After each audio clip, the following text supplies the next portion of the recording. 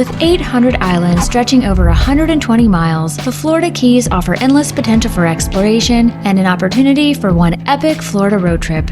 And while Key West may be the ending spot for many Keys adventures, you'll need more than a week to do that road trip justice. But the 73 miles from Key Largo to Marathon still offers an amazing Florida Keys experience, and one that can be done in a week if you plan it out right. And we'll show you exactly how we did it in this ultimate week-long Florida Keys road trip covering Key Largo, Islamorada, and Marathon. Now, most people would start this road trip in Key Largo and work their way west to Marathon, and that's exactly what we'd plan to do on ours. But one key ingredient to a successful road trip is that you always stay flexible. So when a massive hurricane in the Gulf of Mexico threw a major wrench in our Key Largo plans, we decided to move it to the back end of our road trip. And for that reason, we're beginning this Florida Keys adventure in Islamorada right now. Our first day of exploring the Keys would begin at one of Islamorada's best rated spots for breakfast and one of the most popular spots among the locals. We are starting off at Mangrove Mike's for breakfast, and after looking around this place, it'll probably come as no surprise that the founder was a huge fisherman. This place has an old diner, Florida Keys kind of vibe. There are murals everywhere and even a fish and a gator on the wall.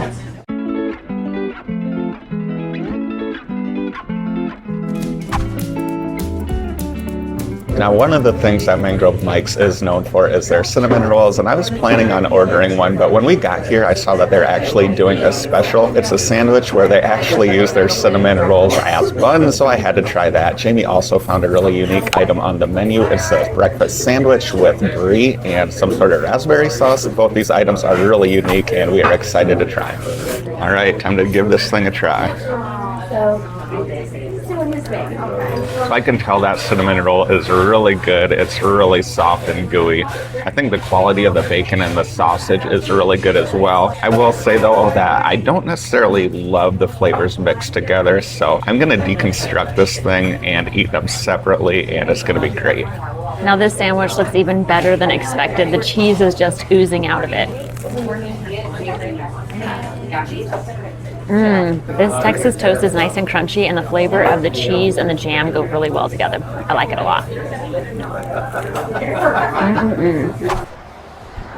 We just finished our breakfast here at Mangrove Mike's, and what a great way to start off our first day on Islamorada. We both agreed that that cinnamon roll was fantastic and way too good to be included in a sandwich, but I was also surprised by how much I enjoyed Jamie's sandwich. It was the perfect mix of crunchy and gooey, and I really didn't even think that I liked brie that much until today because that sandwich was amazing. After starting the day off with a really unique breakfast, we have a really unique activity planned next, so I'll see you there.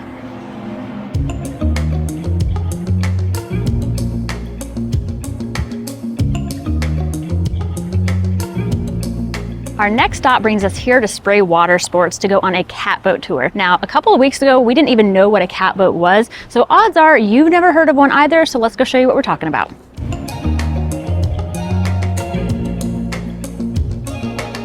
After a quick tutorial, we were on our way to explore the beautiful sights of Islamorada. Have some fun out there, guys. All right, so this little knob here turns it right and left. Turns that. And the thing over there is the throttle. So. They said pretty much we just keep it either in idle or all the way, so it should be pretty easy. There's our guide Sasha up there. Those things are really easy to control. Skylar just said it's really easy to control. Of course, we're in very calm waters right now. Yeah. But it might be a little more challenging in some waves or at high speeds, but so far so good. So it does sound like on these tours there are quite a few different places that you can go to. Because it is a little bit rougher today, I don't think we're going to go to the lighthouse or the sandbar. We're thinking that's where the sandbar is. But just getting out here a little bit, you can feel the wind picking up already. The water is so pretty out here. We'll go through the Snake Creek and then I'll give you some time to practice to do some sharp turns or donuts. Okay. We're going to be going a little faster now. I think my hat's going to fly off. Woo! Yeah, that was a really good time. Oh, there's some rain over there. Getting a little wavy out here. So we're getting a lot of spray. You're gonna take us into that, right? Oh my gosh, there is some rain right in front of us now.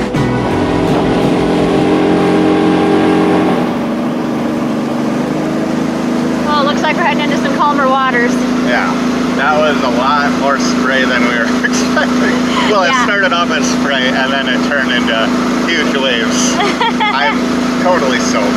So right now we're cruising around Venetian Isles, which is an area with probably the most expensive houses on Islamorada. After scoping out the fancy houses, we followed our guide Sasha's lead through this mangrove area and towards the bay, where after a bit of slow going, we were once again able to pick up the speed. There we go!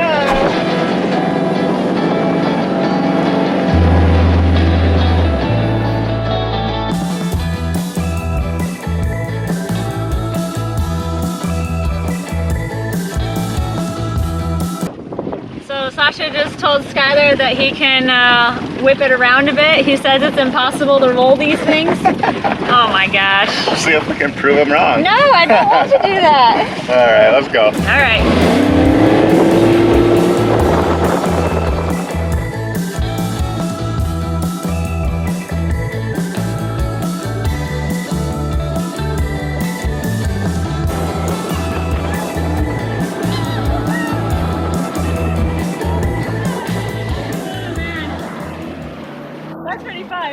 Skylar did his best to try to tip this thing over.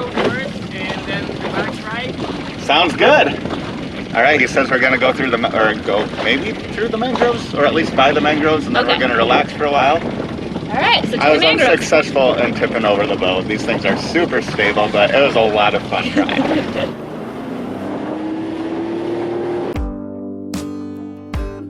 As we made our way out into the open waters, we were quickly able to get our catboat up to top speed, which is only around 30 miles per hour, but honestly felt a lot faster. While not as agile or as quick as a jet ski, we found this catboat to still offer plenty of excitement, but with comfortable seating and plenty of shade, it could be quite relaxing as well. And speaking of relaxing, the chillest and also one of my favorite parts of the tour was driving through these mangrove tunnels.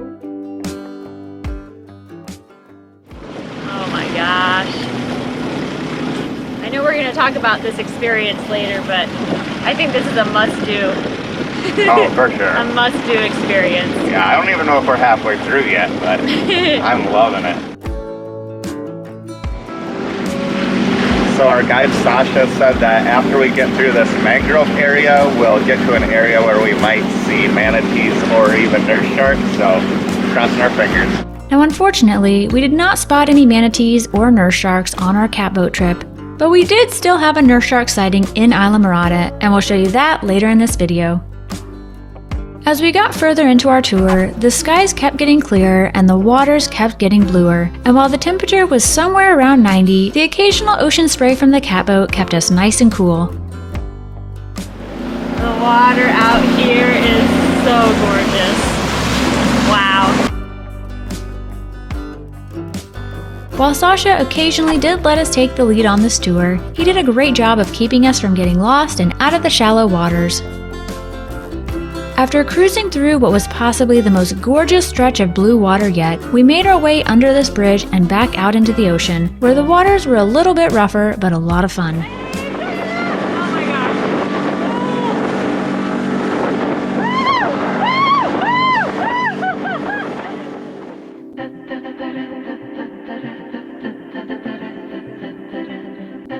After a bit of splashing around in the ocean, it was time to turn around and head back into the bay, and before we knew it, we were back in the peaceful mangroves. Sadly, we are on our way back. I know Skylar could be out here doing this all day. While we make our way back towards our starting point, we have to give a big thank you to Spray Water Sports for hosting us on this epic catboat tour. It was a totally unique and memorable experience, and we had an absolute blast. And to book your own catboat tour or one of the many other tours offered by Spray Water Sports, go ahead and visit spraywatersports.com or give them a call at the number below. While our tour with Spray Water Sports was almost over, Sasha had one more stop for us, which took us back out into the ocean. So in front of us is a sandbar. We are going to go cruise around it. We're not going to have time to stop in, but it's also super busy. We're here on a Saturday, and I know our guide was saying that it just gets very, very busy on weekends. What I like about our sandbar is that we have food boats, just like food trucks with boats. Oh, nice. What? Oh, that's awesome. And sometimes on weekends you can see all kinds of crazy things. We're not even close to the sandbar yet, and we can see that it is packed. So there's the food boat over there. How cool you can come up to this sandbar and get food. So because we went to so many other places on our tour, we're not gonna have time to actually get out on the sandbar, which is totally fine with us because we have seen so much. It has been awesome. Although an afternoon spent enjoying some beers on the sandbar did sound pretty appealing, we had a lot more of Islamorada to see and not much time to do it, so we made our way back to the docks at Spray Water Sports. Skylar, taking it home. That was so much fun. So this iguana just came running out of the bushes and jumped from here down to there. Some people were walking by and apparently he got spooked. Now he's in the water. Let's see where he comes up. He's all the way over there already. Holy cow. You weren't lying. We didn't know they could swim that fast.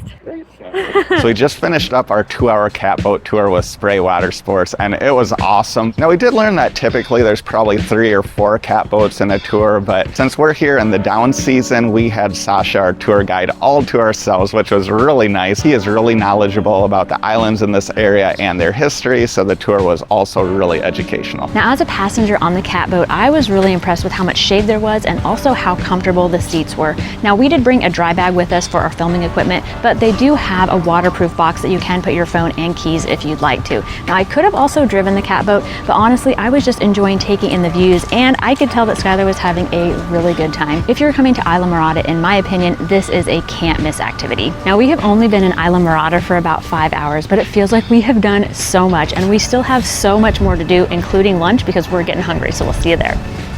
Our Saturday lunch spot took us to the Island Grill, which, like so many other Islamorada dining spots, has open-air seating right on the water. Now, to be honest, we were a little bit concerned that this place was this empty on a Saturday, but as we later learned, we were visiting Islamorada during its absolute least busy time of the year, when it was not at all uncommon to find nearly empty businesses like this one.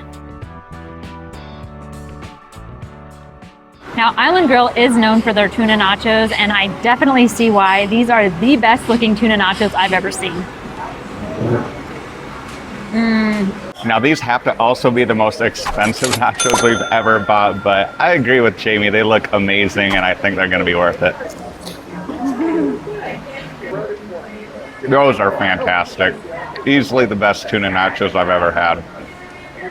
Wow. Now I was also gonna order the conch chowder because the Keys are kind of known for conch chowder, but they also had a soup of the day. I asked what it was, and it's a stone crab soup, and it looks amazing. I cannot wait to try this. So that's like a clam chowder, but with stone crab instead of clams. I definitely prefer stone crab over clams, so it is very good. Now this place is right on the water. They do have some indoor seating, but in order to have these water views, you have to sit out here where it's open air. Now in the afternoon, it can get pretty warm, but it is very shaded here, and they have huge fans that are moving a lot of air. So we kept our lunch at Island Grill small because we are gonna be eating dinner in like 4 hours. Yeah. But what we did order was delicious, especially those tuna nachos. They definitely lived up to the hype. Now, the Keys aren't really known for their beaches, even though they do have such beautiful water. But there is one beach in Islamorada that is rated pretty well, so we'll see you there next.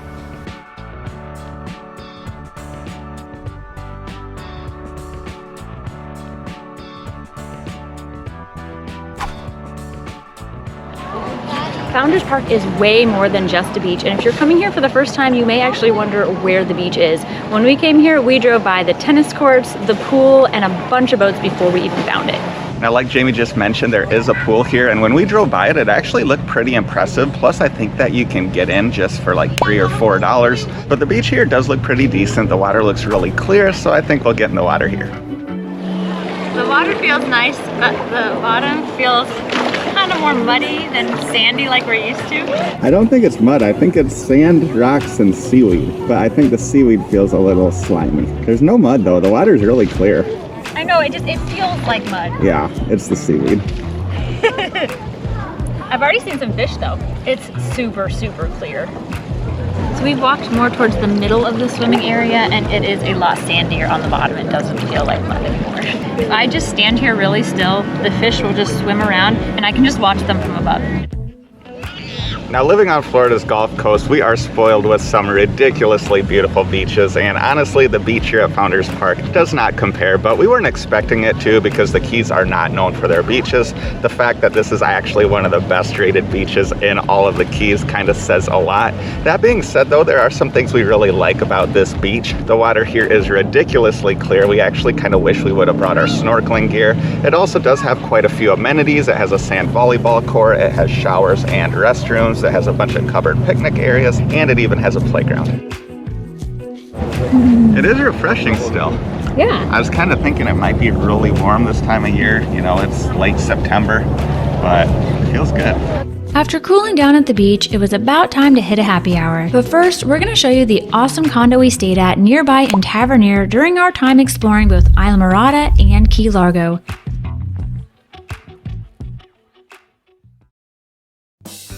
Welcome to Ocean Point, a one-bed, one-bath condo in Tavernier on Key Largo. Now, this is a third-floor unit and has amazing views of the water, and we are going to get to that, but first we're going to show you the bedroom, which is to my right. This colorful, underwater-themed bedroom offers a spacious king-size bed with nightstands and touch lighting on either side, and across from the bed is the TV and a dresser. Now, along the wall behind me, you'll find deep shelves as well as the closet. Now, in the closet, you'll find the iron and ironing board, beach chairs, a beach umbrella, tennis and pickleball rackets, a bunch of hangers, and plenty of space to store your luggage. Next to the bedroom is the washer and dryer, and next to that is the bathroom. This bathroom has a walk-in shower, and I absolutely love the gray pebble stone flooring as well as the built-in shelf for personal items. There are additional shelves next to the sink as well as a magnifying mirror. Now let's go check out the kitchen. Now this kitchen is light, bright, and has been remodeled. It's got newer stainless steel appliances, including a microwave, stove, refrigerator, and dishwasher.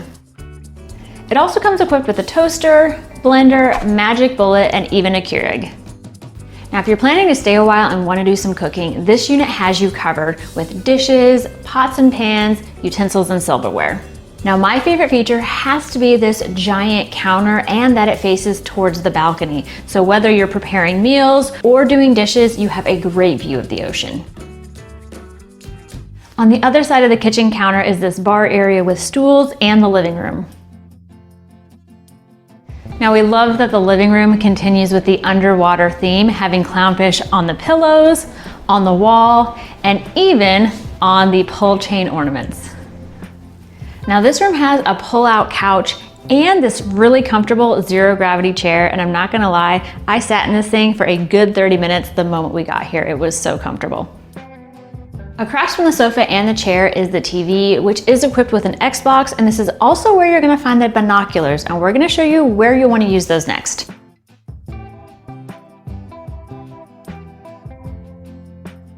Now, I know we've mentioned this view a few times, and here it finally is. This property is located on a 69-acre nature preserve, so it is very peaceful. We're looking forward to having our coffee out here in the mornings, looking for wildlife, and watching the boats go by. Now, if you absolutely love this unit like we do, but are thinking you would need a bigger space to accommodate a larger group, don't worry, because there is another unit that is available for rent in this very same building, and it's a 2-bedroom. We were able to check that out, so we're going to show you what it looks like inside before heading outside to show you the amenities.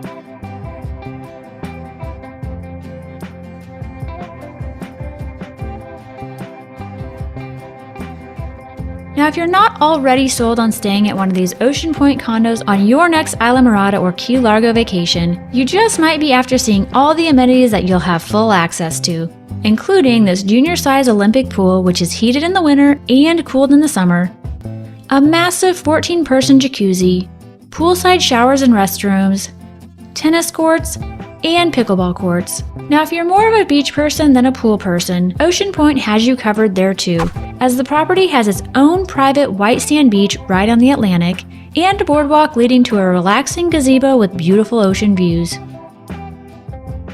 This 24-hour gated community also has its own clubhouse located right off the beach, and while the restaurant inside was closed for renovations during our stay, it will likely be back up and running by your visit. Now we have to give a big thanks to Bud and Lucy for hosting us at their Ocean Point condo during our time exploring the Keys.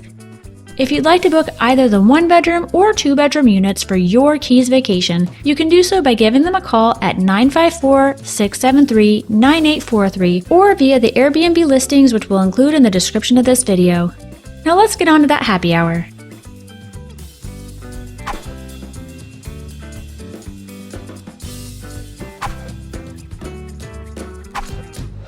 We came here to Loreley's because it's one of the most popular spots on all of Islamorada, and they also have an insane happy hour. From 4 to 6 p.m., 7 days a week, you can get $1.50 domestic draft beers and $3 craft beers. Now, I got a Spiny Lobster IPA. It's a local brew. It's like 8% alcohol, and it only costs $3. I would expect to pay like $7, $8 for this beer in the Keys, so this is an amazing deal. Now, normally Skylar is the one who orders the key lime pie in our episodes, but I saw it on the menu. It's a little bit different. It's frozen, it comes with mango sauce, and they said it was world famous, so I couldn't pass it up. I can say that we've never had a key lime pie quite like this one. It is extremely creamy. Probably pretty nice on a hot day too, huh? Yeah. Very creamy, not too tart, but also not too sweet. Yeah, I like it.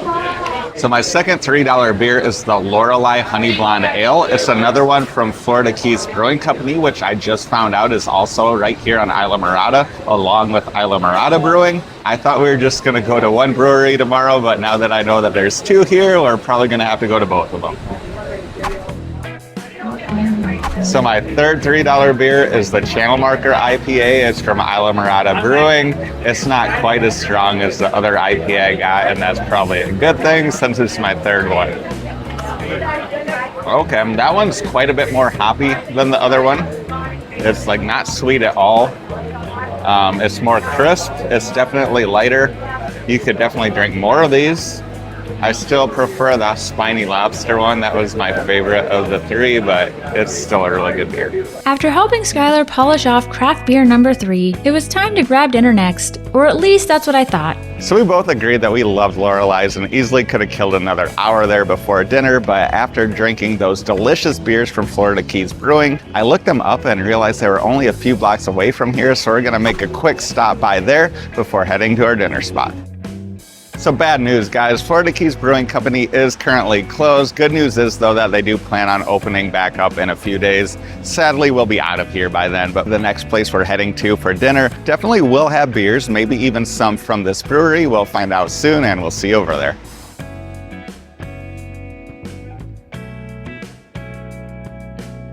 Now, while the Keys aren't exactly known for their barbecue, we thought it might be nice to have one dinner in Islamorada that wasn't seafood.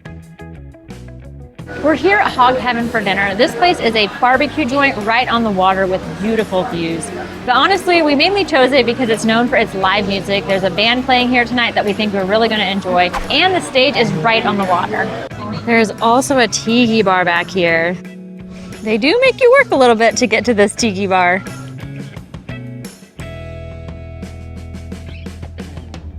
While we normally would have been all about sunset drinks at this tiki bar, what we really needed was some food, and thankfully our order had just arrived. We decided to order the Pitmaster plate as well as the shrimp and crab bisque. Now with the plate, we got 2 orders of brisket, ribs, potato salad, baked beans, and it came with 3 different sauces. The waitress said the brisket was the most popular item for this plate, so that's why we ordered 2 of them, and it does not disappoint. I'll tell you my thoughts on this food in a little bit, but first I gotta mention that they do have some beers here from Florida Keys Brewing. This is actually the Spearfish Amber. They didn't have this at the last bar, so I had to order it. It's a really good balance of like malty and hoppy, and I really do enjoy it. Now, Jamie was actually trying to talk me out of ordering this shrimp and crab bisque because I already ordered a crab soup today. I had to explain to her that a chowder and a bisque are two completely different things, and I'm really glad I ordered this bisque because it is delicious. As far as these meats go, the brisket is incredibly tender. The ribs aren't quite as tender, but they are really flavorful. Overall, for Florida barbecue, it's really solid, and I'm pretty impressed with the food here for sure. Just as we were wrapping up our meal, the band began to play, and we do gotta say that this was one of the best settings we found at a bar to watch live music. And while we would have loved to stay out late to catch the entire show, we had another big adventure planned for bright and early the next morning, so we'd have to call it a night. Good morning. We are up early because we have a fishing boat to catch.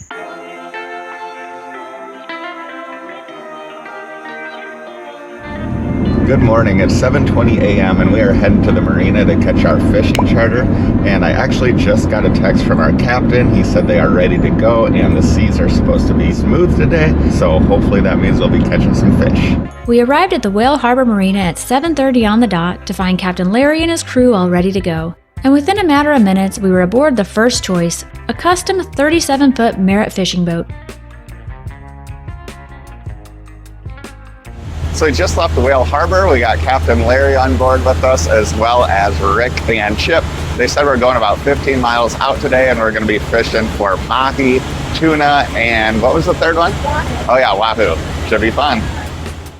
As Captain Larry navigated us out to sea, Rick gave us a crash course on tuna, mahi, and wahoo fishing, which honestly, neither Skylar and I knew anything about. We are going to be going by the sandbar where we were yesterday on the way out to our fishing spot. Don't see anyone out there yet, but it's early. So even though this is a smaller boat, there's an area in here that is shaded. I think there's even a bathroom. Ballyhoo? Ballyhoo. Ballyhoo. Okay, that's what that bait fish is. You see how he's baiting this thing? I just want to get out, right? You'd be surprised how sometimes the fish will steal it. Really? Oh yeah. So they rig up the bait fish different depending on what you're going for. This one, he's rigging up for a mahi. The last one was wahoo. And wahoo have the sharp teeth, you said? Wahoo have Okay. interlocking scissor teeth. Oh, wow. Very, very, very, very sharp. They're vicious. You don't got to worry about that with mahi? Yeah, well, they have teeth too, but they're small. Thankfully, Rick and Chip would be removing all the fish from our hooks, so we wouldn't have to worry about getting bit and could focus just on catching the fish, which would provide more than enough excitement on its own. So just learned that we're going to be fishing in 300 to 500 feet of water today on what he described as like some underwater hills. And apparently a lot of times the fish are at the top of these hills, so I guess that's where we're going. Rick just showed us how to reel in on different rods for fishing for different types of fish. And we have never fished for any of these fish before, so I think it's going to be pretty exciting once we get a fish on one of these hooks. So unfortunately we weren't filming at the time, but on the way out here I already saw a jumping stingray and also some flying fish. So apparently the fish that we're going for today do feed on flying fish, and they're actually trying to make our bait fish appear to be flying fish. So hopefully they'll be successful. He's putting this line way out there. So I wasn't sure what these wires were for on the sides of the boat, but now I know. So previously the two lines over here were set for tuna, and the one over there was mahi and wahoo, but they just switched those two over for tuna, or they're in the process of it, because apparently right now we're in an area where lots of tuna tend to hang out. So this is a tuna worm, and they're saying it's very effective, which is crazy because it's like super easy compared to the other ones. There's little eels that swim around out here too. It's all to simulate what's in the water and what the fish are eating. Now around 15 miles out in the Atlantic, and with all our hooks baited for tuna, it was finally time to test our luck. Greg. Oh my gosh, so we've got two fish on here. Ah! Wow! Blackfin tuna, guys. Blackfin tuna! What? Wow. Oh my gosh! Well, I see where it gets its name. Wow, that's actually really pretty. While I was filming Skylar reeling in our first fish of the day, we barely even noticed that Chip had reeled in the second one. The worm works. The worm. You're right. The worm never fails. With two blackfin tuna already in the cooler, it was time for me to try to reel another one in. All right, we got our third tuna on the line. Does it feel big? I have no idea. As I was using every ounce of my strength to reel in my first fish, Skylar got another one on the line as well. And after a long and pretty exhausting battle, we finally pulled in my fish and we had 2 more tuna in the boat. Now I should probably mention that while Skylar may have reeled in more tuna than me, the biggest tuna we caught was mine. While Skylar's tuna was nice and calm, mine didn't seem too happy about being in a boat or posing for a picture. So Captain Larry is doing a great job of finding us some fish. We got 2 more on the line. The one I was reeling in was pretty far out, so my arm is really tired from bringing it in. The one Skylar got in was a little bit closer to the boat, and now we have 4 black tuna.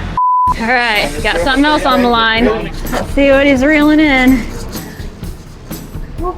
I know, it's a lot. Here he comes. See what it is. Nice. Oh yeah. There we go. Number 5? Number 5. All right. So even though the waters are pretty calm today, they weren't sure what the fishing would be like because Hurricane Helene raised the Keys a couple of days ago. But I'd say it's pretty good because within the first 30 minutes, they got 5 tuna. So Rick and Chip are pulling in the lines because we are switching over to fishing for mahi. So I think we're gonna go to a different spot.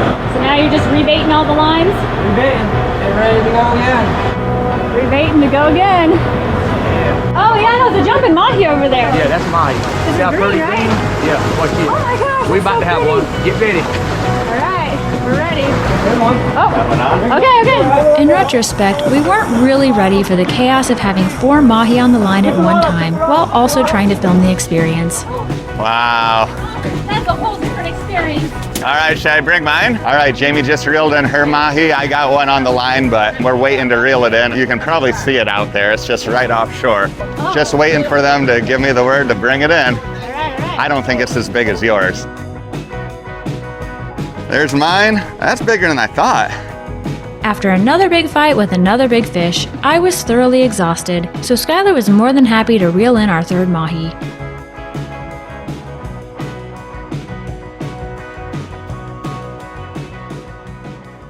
They were not lying. That is intense. Yeah. It goes from like waiting to very exciting. So we just got done with our first mahi run, and when they said it was going to go from 0 to insane real fast, they were not lying. It's like when we had 1 on the line, we immediately had 4 on the line, and everybody had to work together to get him in the boat. Now I think we were able to reel in 3. One of them did get off of the line, but through the entire experience, Captain Larry, Rick, and Chip did a great job of coaching us on what to do. By now, we'd been out on this charter for a few hours, and as excited as we were to catch some more fish, we were even more excited to eat the ones we'd caught. And we already had far more than we could eat ourselves, so the captain decided to head back to shore. Oh my God. Yeah. I was like, where else can he go? I'm like, oh, all the way up. While on our way back to the marina, Captain Larry was nice enough to let us join him up in the helm, where the views were great and the breeze felt amazing.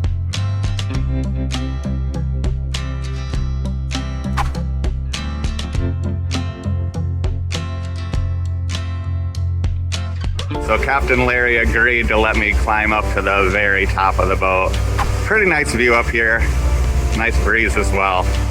As we made our way closer to shore, the waters became lighter and we were soon driving by the sandbar, which was once again a very popular place to be. Before we knew it, we were back at the marina where it was time for Captain Larry to clean our fish, for me to admire our catch, and for Skylar to enjoy a beer.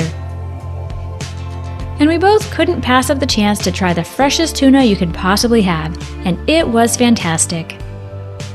We just made it back to Ocean Point after our fishing charter with Captain Larry. Now, we weren't actually planning to come back here until this evening, but because we caught so many fish, Captain Larry insisted that we at least take enough fish for lunch and dinner. So we stopped by to drop off our dinner catch of the day. Now, we will show you where we had some of our mahi cooked for lunch in a little bit, but first we want to talk more about the fishing experience. So we obviously had no idea what we were doing, but thankfully Captain Larry and his deckhands Rick and Chip definitely did, and we were able to bring in more fish than we could possibly eat on our own. Now, I'm pretty sure we could have caught even more fish if we'd stayed out there longer, but honestly, we'd already caught enough, and there's hardly any breeze out there today, and it was really hot and sunny, so I think after a couple of hours, we were all ready to head back. Now we took some of our mahi to Wahoo's because it was only steps away from where we got off the boat.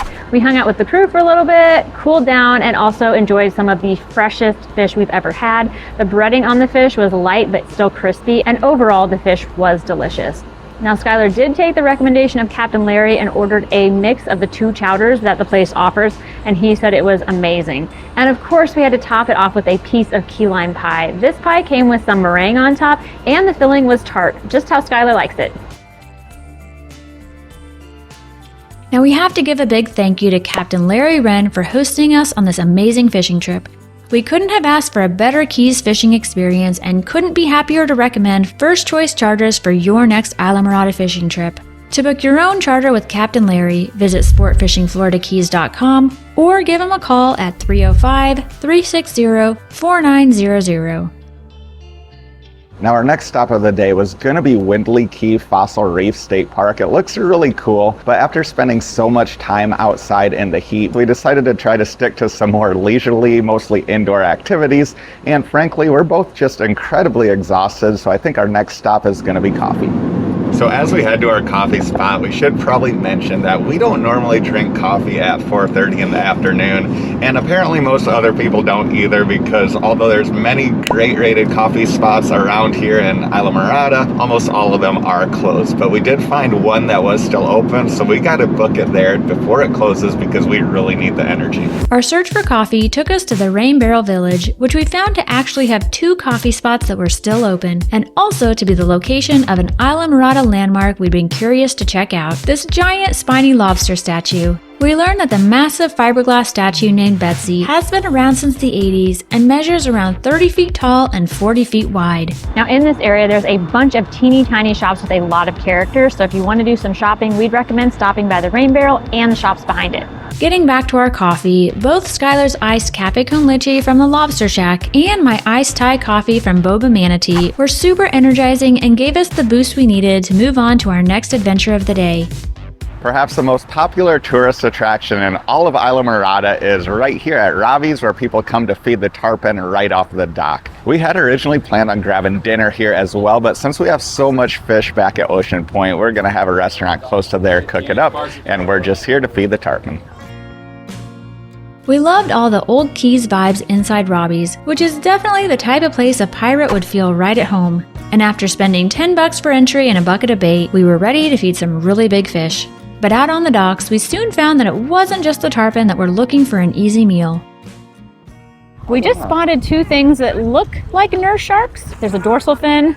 They're not tarpon. Oh yeah, those are definitely nurse sharks. That's so cool. Now we've been warned that these pelicans will try to steal the fish out of your bucket while you're feeding the tarpon, so we're gonna have to keep an eye on them. Ooh, this one's big.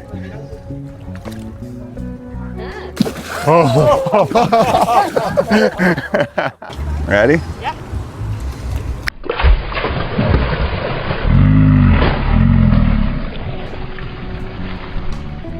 Are you ready for this, Jamie? I don't know. It kind of looks scary. You can do it. Oh my gosh. Oh boy. I got scared. So everybody else left the dock, and so the pelicans are targeting me.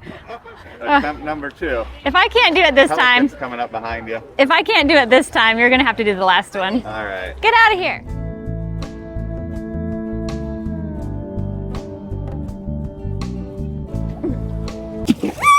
Nice. Oh my gosh, Good job. that's scary.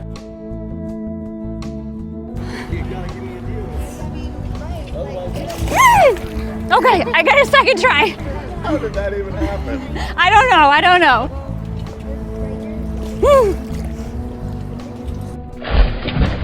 Oh my god, that's crazy. Oh, look at that. Oh, I was even holding the fish a little bit higher, and this giant one came up, and it got me a little bit there, and I think I'm probably gonna bruise right there too. It was huge. It's just like a kind of like a scratch, like a sandpaper scratch, Okay. but I think it tried to come down here and there. Oh, wow. It was. You did it still? I'm glad I did it, but it was scary. So I just went and washed my hand with soap and water, and as you can see, it really isn't that bad. So I gotta admit, I was a little bit concerned that this activity would just end up being a tourist trap, since literally everyone that comes to Islamorada ends up seeing the tarpon at Robbie's, but it ended up being really cool. It is a totally unique experience that we would recommend, but we do suggest that if you want to avoid the crowds, you come either early or late. By the time we left Robbie's, the sun was just setting and it was about time for dinner. But we decided that first we could use a drink, and it just so happened that Islamorada Brewing was on the way to our dinner spot.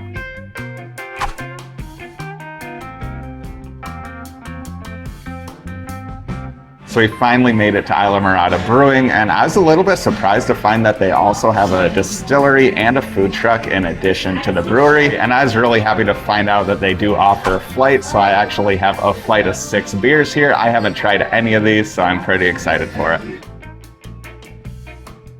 So the bartender said that the most popular beer here is the No Wake Zone. It's a coconut key lime blonde, and I understand why it's so popular. It's really good. It's probably my second favorite, but my absolute favorite one is this one. It's Bud and Mary's Blueberry Summer Ale. It's delicious. It leaves a blueberry flavor in your mouth long after you drink it. It's light, it's refreshing, it's really good.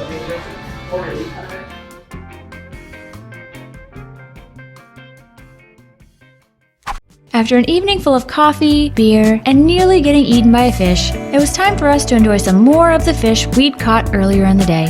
So we have some seared blackfin tuna coming, as well as some mahi prepared lazy day style and blackened. So our tuna just came out. We decided to have them bring it out first as an appetizer. We ordered it 2 different ways. We got some of it sesame seed crusted and some of it with a wasabi crust. They both look amazing. It's a lot more than we were expecting though. Now I love wasabi, so I'm definitely most excited for the wasabi crusted tuna.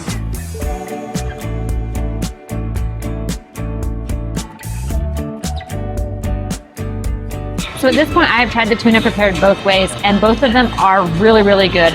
I thought I would like the sesame a little bit better because I'm not a huge fan of wasabi, but I actually like the wasabi because it's not too overpowering. It's great.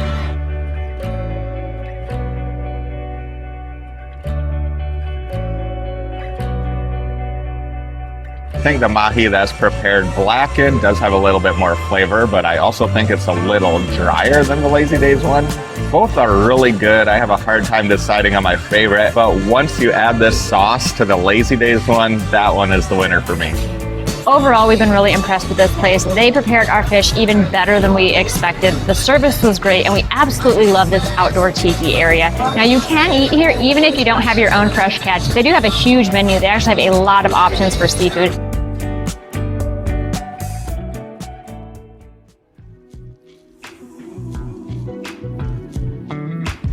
We decided to start our day off here at Mr. Bean's for coffee, but we had actually originally planned on having breakfast at the 7 Mile Grill. But when we got there, we learned that they were closed for renovations for a few weeks, which was quite a bummer because the place had some really delicious sounding food on their menu, but in a way it kind of worked out. And that's because it allowed us to discover Mr. Bean's. So this is Mr. Bean's. He wanders. Wanders around, make sure, everything's going okay. Yep. And this is Muffin.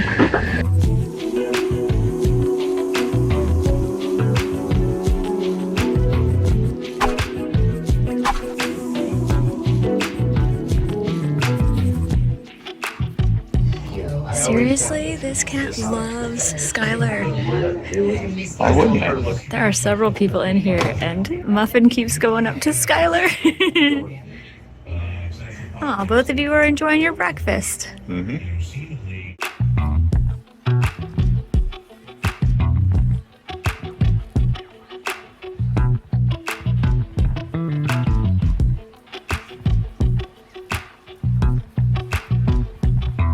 We just left the coffee shop. I got an iced latte and Skylar got a hot latte with brown butter toffee flavoring. We both agreed that the coffee was good. It was fairly strong, but the highlight of this place had to be the cats. Mr. Bean stayed behind the counter during our visit, but Muffin absolutely loved Skylar. We both thought Mr. Bean's was a great place to get out of the heat, grab a drink, and enjoy a book, but we couldn't stay there long because we had a tour to get to.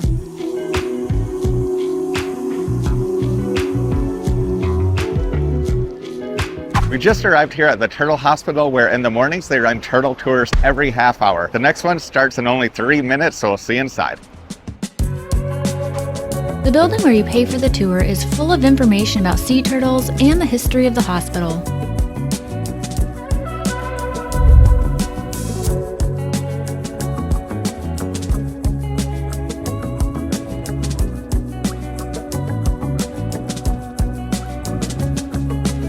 Something really interesting about this property is that it used to be a hotel. The rooms where the guests used to stay is now where the staff stays, and the swimming pool is now turtles only. This hospital does have a goal of rescuing, rehabbing, and releasing, but of course some turtles sustain injuries where they cannot be released and they find a permanent home here. The ones that do get rescued get picked up in special turtle ambulances. Once they go through rehab and are ready to be released, they actually bring them back to the same area where they were initially rescued.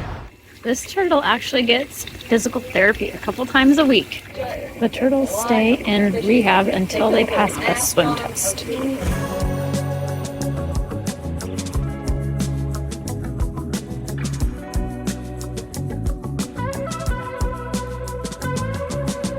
We just finished up our tour here at the Sea Turtle Center, and it was a lot more than we expected. It was an hour-and-a-half long, fully guided tour. We learned all sorts of things about the different types of sea turtles, the threats they face out in their environment, why they end up here at the hospital, and how they're treated. Now, we did also get to see a lot of sea turtles, and we even got to feed some. You may notice that the turtles we were feeding looked a little different than your typical sea turtle, and this is because a lot of them have bubble butt syndrome, which is when air gets trapped in their shell, oftentimes due to being struck by a boat. This syndrome causes them to float on the surface and prevents them from diving. The brown spots on their shells are weights which help the turtles to be able to dive underwater. She doesn't want the food though, does she? So the loggerhead was not interested in our food because apparently she eats lobster. We found an area with a bunch of iguanas. This guy seems to be sunning himself. After our turtle tour, we went to check in for our lodging for the evening, which we will be giving you a tour of later today. But first we got to grab lunch, and as many of you probably know, the Florida Keys have a lot of Cuban influence, especially when it comes to food, because you can find Cuban restaurants all over these keys. Now, the best rated one that I was able to find is located right here in Marathon, and we love Cuban food, so that's where we're having lunch today.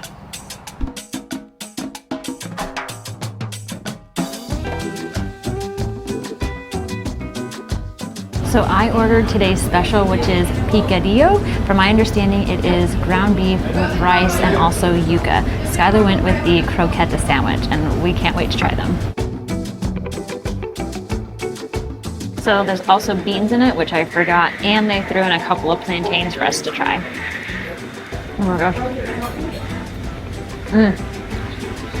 The flavor in that meat is so good. Oh my gosh. That's excellent. Now this is the yuca. Oh my gosh. Yes, I can hear you now. I know you're gonna love it. Now, I have had plenty of Cuban croquettes before, but I have never had a croqueta sandwich. It looks really good. The bread is so soft, and the meat is so flavorful. The cheese is so melty. That is a good sandwich. That is really good too, completely different than the yuca. The yuca is not sweet at all. These are very sweet. Really can't go wrong with either though.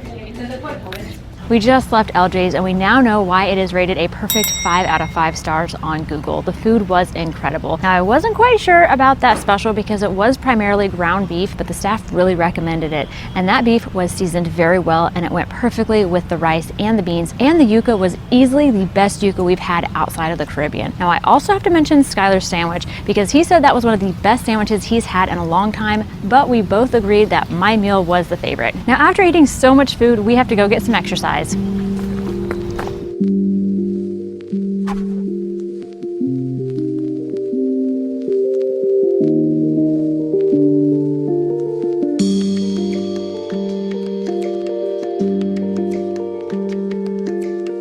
we actually had an excursion booked today to go out snorkeling, but we are visiting the Keys during their low season. And for a lot of companies, that means if they don't have enough people for an excursion, that it gets canceled. And unfortunately, there weren't enough people that signed up for our snorkeling tour, and it did get canceled. But thankfully, where we're staying offers complimentary paddle rentals as well as bike rentals. So we decided to take out the tandem kayak and do a little touring ourselves.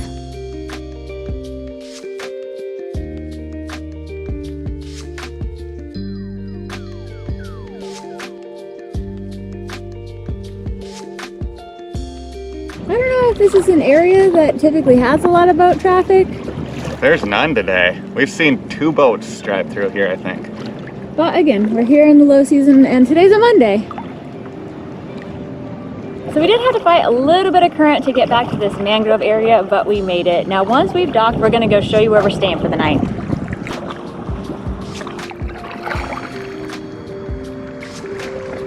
Crocodile. No. Don't you do that to me. What time is it? Any idea? No idea. I don't think we were out too long though. We made it out of the tandem without tipping. All right, got it on the dock. Yeah. Good work. So I think we'll go change, cool off, and do the room tour. And then find a happy hour. All right, perfect. Welcome to the Dolphin Apartment in Building 7 here at Captain Pip's Marina and Hideaway. Now this is a 1-bed, 1-bath right on the water. As soon as you walk in, you'll probably notice that these buildings have been here for a while. They have a lot of old Florida character mixed with some modern touches, starting here in the spacious kitchen.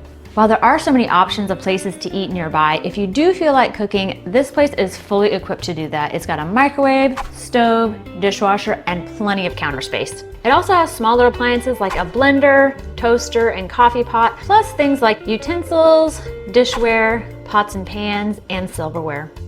Now the kitchen does open up into the living and dining areas. The living room has a chair and a sleeper sofa on either side of it. There are lamps with built-in charging stations.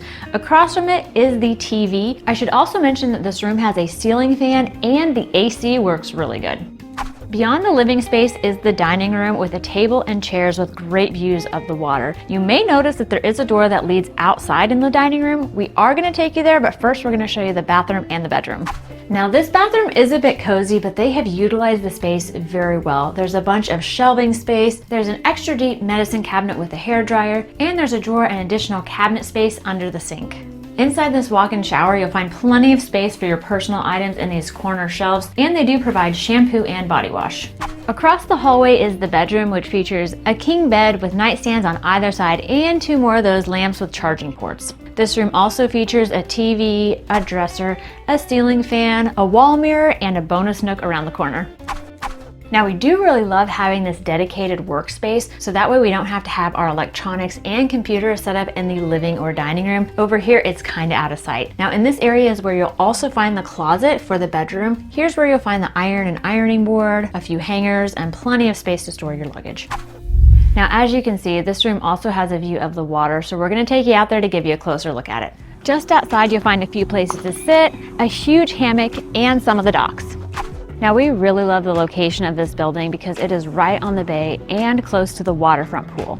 Now there are some additional perks to staying here at Captain Pip's. First, the location is really close to the 7 Mile Bridge, and we already mentioned those complimentary rentals. They also offer rentals for things like jet skis and golf carts, and offer tours like snorkeling, going to a private island, going to a sandbar, or sunset tours. We do have to thank Captain Pip's for hosting us while we're here on Marathon. If you're interested in booking a tour with them or even staying here, we'll make sure to leave all their booking information on the screen and in the video description. But for now, we've got to go catch a sunset.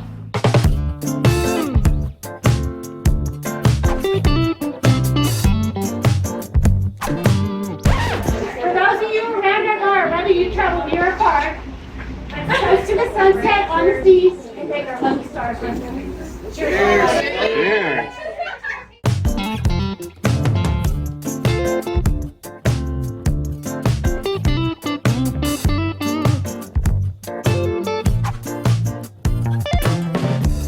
We had originally planned on going to Key's Fisheries for sunset, but when we arrived, we noticed a place right next door called Shannon's Shuckers and Shakers that actually looked like it would have a better view for sunset. It did turn out to have a great sunset view, and they also have a lot of really good drink deals.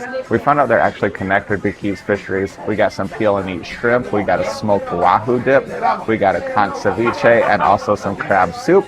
Now those of you who know me well know that I love pumpkin everything, so I had to order the pumpkin beer that they have on tap. This one is a lot darker than most pumpkin beers, but I like it quite a bit. It's definitely one of the better pumpkin beers I've ever had.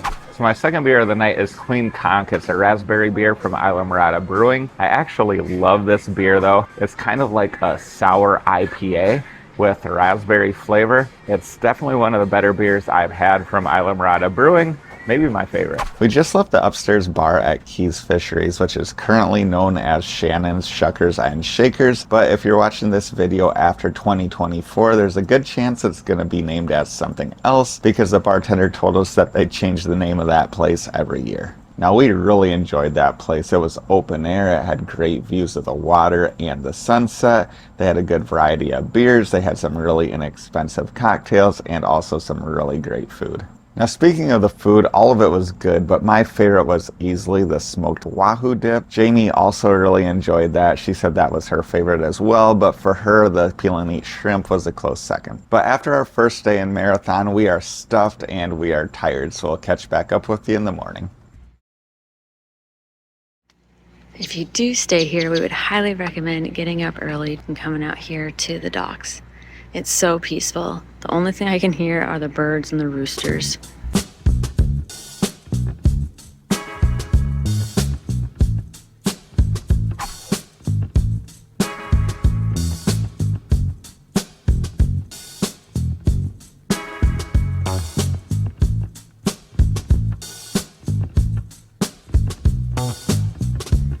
This place is straight out of the Caribbean, chickens and all. Look who I spotted.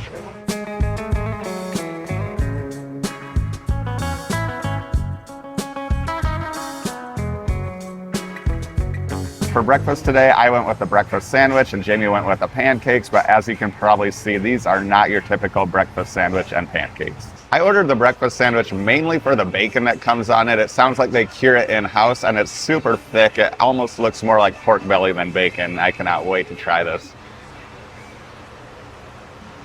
The flavor of that bacon is unreal and that mozzarella just melts in your mouth. So good.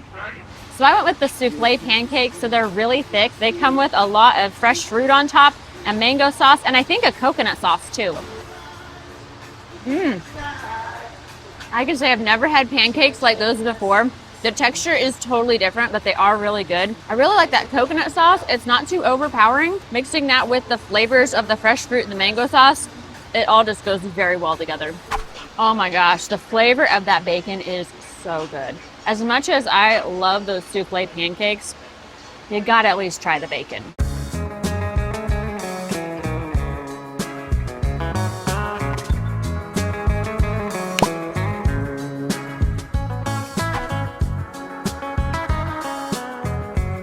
So we made it here to the Pigeon Key train depot where you can either hop on the Pigeon Key Express or begin a bike ride over the old 7-mile bridge to Pigeon Key. Now, if you didn't bring your own bikes to Marathon, aren't staying somewhere with free bike rentals, or don't have a bike rack on your car, don't worry because Key's Vacation Supply Rentals will bring bikes directly to you. Today we are going to be riding e-bikes because it is already super hot outside, it's very humid, and I'm already sweating, so we are really glad that we're not going to have to be pedaling hard to make it to Pigeon Key. After meeting up with Denise and Dave to pick up our e-bikes for the day, we were on our way to the old 7-mile bridge. So from that parking lot, there is a paved bike path to get to the bridge. And there's the water. The water looks gorgeous. And we're not even on the bridge yet. So this is the current 7-mile bridge, but we are going to be taking the old 7-mile bridge. It's for pedestrians and bicycles only. Here's the little trolley coming through that will take you back and forth to Pigeon Key. It takes the same bridge that the pedestrians and the bikes do.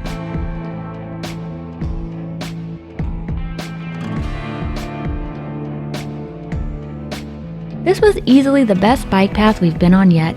Not only was it paved nicely, it was plenty wide and the views along the entire bridge were incredible, with turquoise waters to the north and the current 7-mile bridge to the south. Even though you can only bike, walk, or run on the old bridge for a little over 2 miles to Pigeon Key, it took us a while to get there because we had to stop a few times to take in the scenery. We've stopped kind of in the middle of the bridge to enjoy the view. Thankfully there is a bit of a breeze today, but look that way, there's hardly anybody. Same with that way. It's a perfect day. The old bridge parallels the current 7 Mile Bridge, which connects the Middle Keys to the Lower Keys. So we've been biking maybe 5 minutes right now, and we just hit the 1 mile marker, and we've only met 2 other bikers on this trail. I cannot believe how few people are on it. The water is so pretty. Oh, another pelican! Hey, buddy! There's Skylar way up there. Just enjoying the ride. You can only bike, walk, or run on the old bridge for a little over 2 miles to Pigeon Key. It took us a while to get there because we had to stop a few times to take in the scenery. We've stopped kind of in the middle of the bridge to enjoy the view. Thankfully there is a bit of a breeze today, but look that way, there's hardly anybody. Same with that way. It's a perfect day. The old bridge parallels the current 7 Mile Bridge, which connects the Middle Keys to the Lower Keys. So we've been biking maybe 5 minutes right now, and we just hit the 1 mile marker, and we've only met 2 other bikers on this trail. I cannot believe how few people are on it. The water is so pretty. Oh, another pelican! Hey, buddy! There's Skylar way up there. Just enjoying the ride.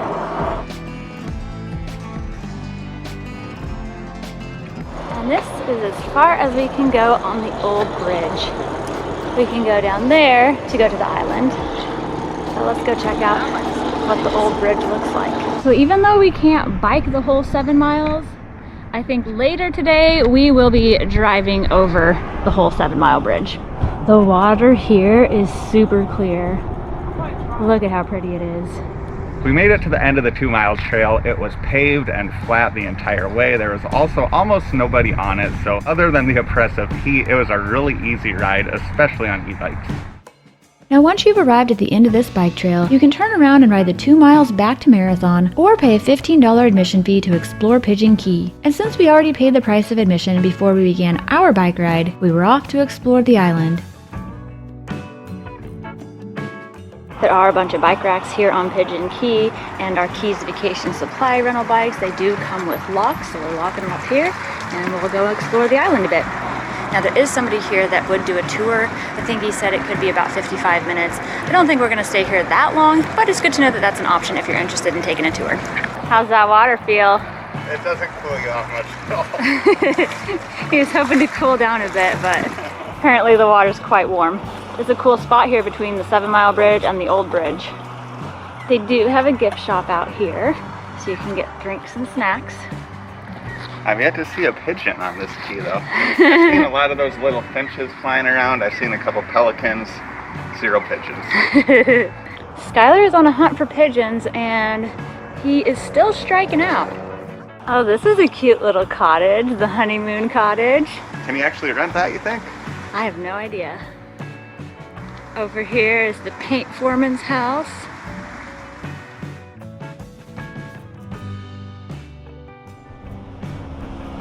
So this building is kind of cool, all the buoys on the rafters, but it is not air conditioned. After a brief self-guided tour of Pigeon Key, we were sweaty and ready to find a break from the heat, which led us towards the dock at the north end of the key. So this is the view by their docks out here. This is absolutely gorgeous. When we arrived, the tour guide said there was some really good snorkeling out around the docks. Unfortunately, we don't have any snorkel gear with us right now, but we're hoping to go to a snorkel spot later today.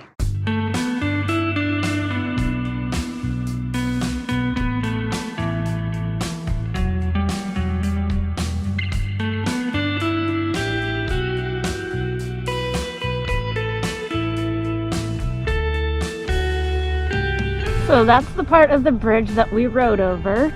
And then over here, you can see that's as far as we could go. We just saw a giant stingray. We've already seen some alligator gar and other small fish. I am hot and this water looks great, so I'm going in for a swim.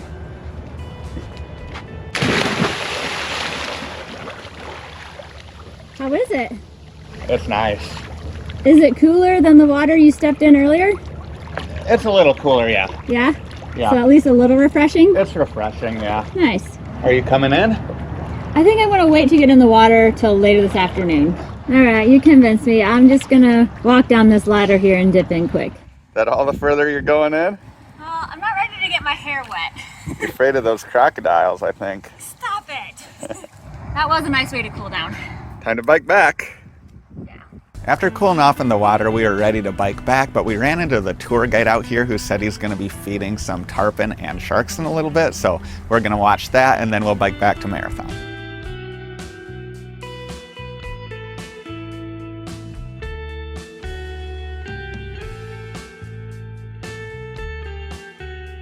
Oh, hi. I'm gonna try to feed this little shark here. Ready? Yeah. Here's one coming for you, Skylar.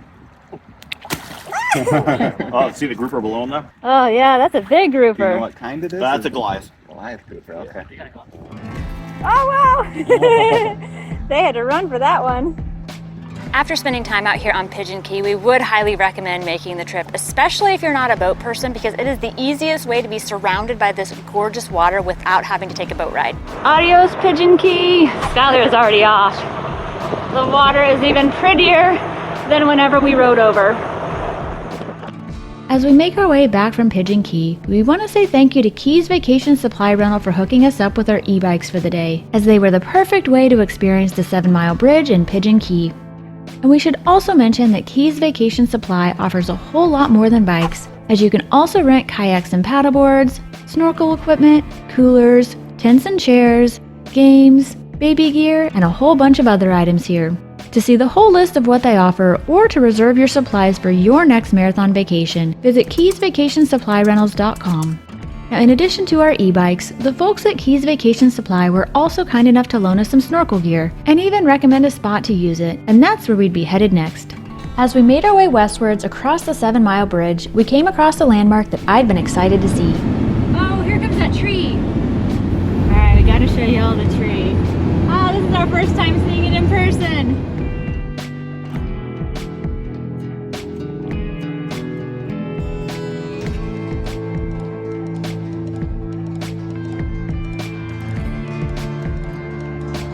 Now, the Florida Keys definitely aren't known for their gorgeous beaches, but they do have one that does occasionally show up on Florida's top beaches list. We are going to be taking you to that beach. It's actually just on the other side of the 7-mile bridge from Marathon. But first, we're taking you to a beach called Horseshoe Beach. So we followed a small path until we arrived at what we think is Horseshoe Beach. We are told that the good snorkeling is to the left, and we do see some big rocks over there, so we're guessing that's where the fish are. Hopefully we'll find some of them. Skylar is out there snorkeling. He's waving at me to come in. I'm about to join him.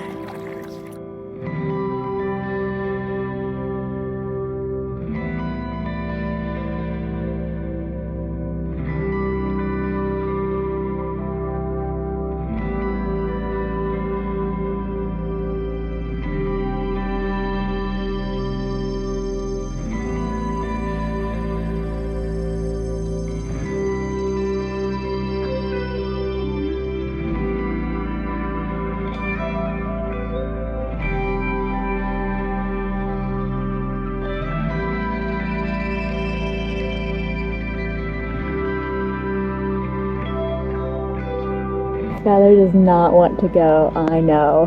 He would snorkel out here for hours. We had a lot of fun snorkeling here at Horseshoe Beach. It was really easy to find. It was really easy to access the snorkeling area. The water wasn't super clear. Jamie actually talked to someone that had been here a while, and he told her that it was the least clear the water had been all day. But we still saw a ton of fish. We had a lot of fun, and we'd say it's definitely worth coming here. But now it's time to check out Bay of Honda, which is just a couple miles up the road.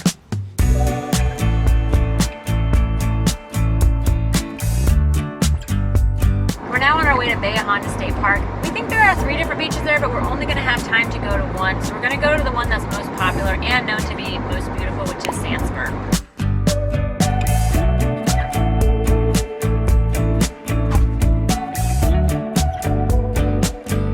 So we have made it out to the beach, but unfortunately our visit is going to be a short one because we have already gotten way too much sun for the day, and we skipped lunch in lieu of going snorkeling and coming here. This beach has soft white sand and really pretty clear blue water. Now this beach is a very natural beach, as they do not remove the sargassum because it's part of their ecosystem, but as a result you do get days like this where there is a bunch of it on the beach, but that's not going to prevent us from going and enjoying it.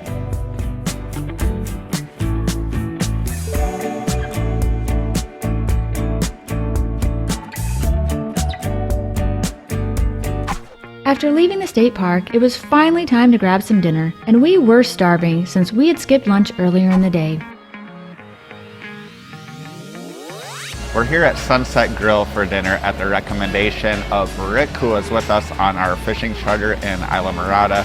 Unfortunately, they did sustain some damage from Hurricane Helene a few days ago. As a result, their pool is drained and they're replacing a bunch of pavers around it, but the view is still amazing. Also, they have a hogfish sandwich and she crab soup that we cannot wait to try, and the beer's tasting pretty good too.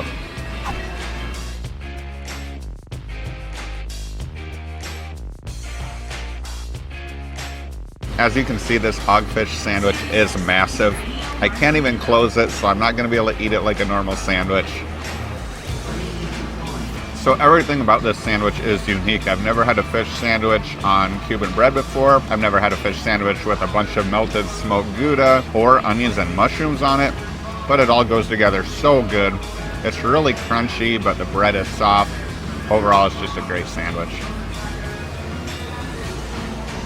This is probably like the 5th or 6th bowl of seafood chowder we've had on this Keys trip.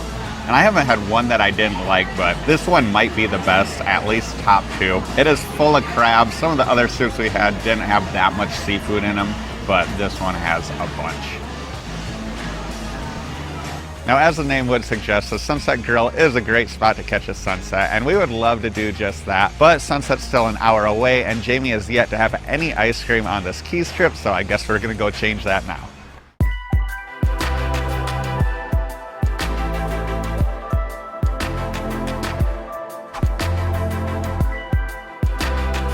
We made it to Conch Custard for my ice cream fix. Their ice cream is homemade. Skylar and I decided to share a large bowl. I chose confetti cake and he chose lemon poppy seed. This was the first time we had ever seen a lemon poppy seed ice cream. Now I can already tell you both of these are delicious and they're actually really good mixed together as well.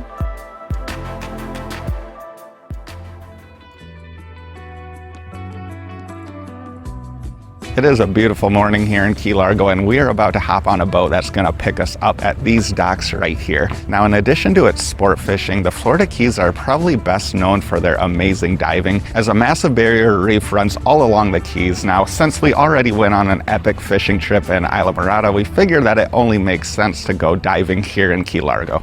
Today we're going on a snuba trip, which is a hybrid between snorkeling and scuba diving, but it doesn't require you to be scuba certified, but it does allow you to go down further into the water and stay underwater longer. I know Skylar is really excited for this. I'm honestly a little bit nervous. Ready for this, Jamie? I don't know. But the seas are supposed to be pretty calm today, so it should be a great day to give it a try.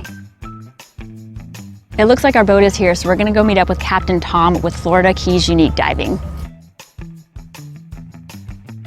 Once aboard our boat with Captain Tom, we began to make our way out into the beautiful turquoise Atlantic waters, where we would soon begin our underwater adventures. But first, we had to pick out our diving gear.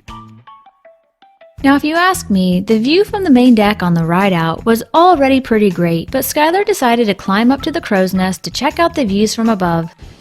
So Captain Tom just let me go up to the top of the boat. We're definitely picking up speed now. It's a little choppy out here, but not too bad.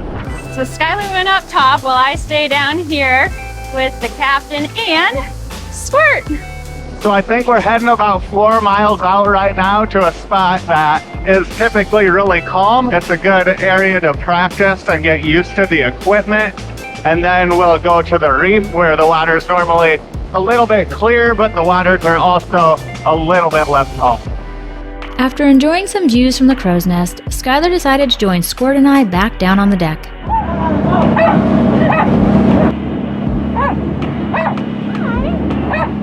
So we're about 5.5 miles out right now near these shipwrecks, but we're gonna head to another area because apparently it's a very popular spot and there's almost always boats there, but currently there's no boats there, I guess.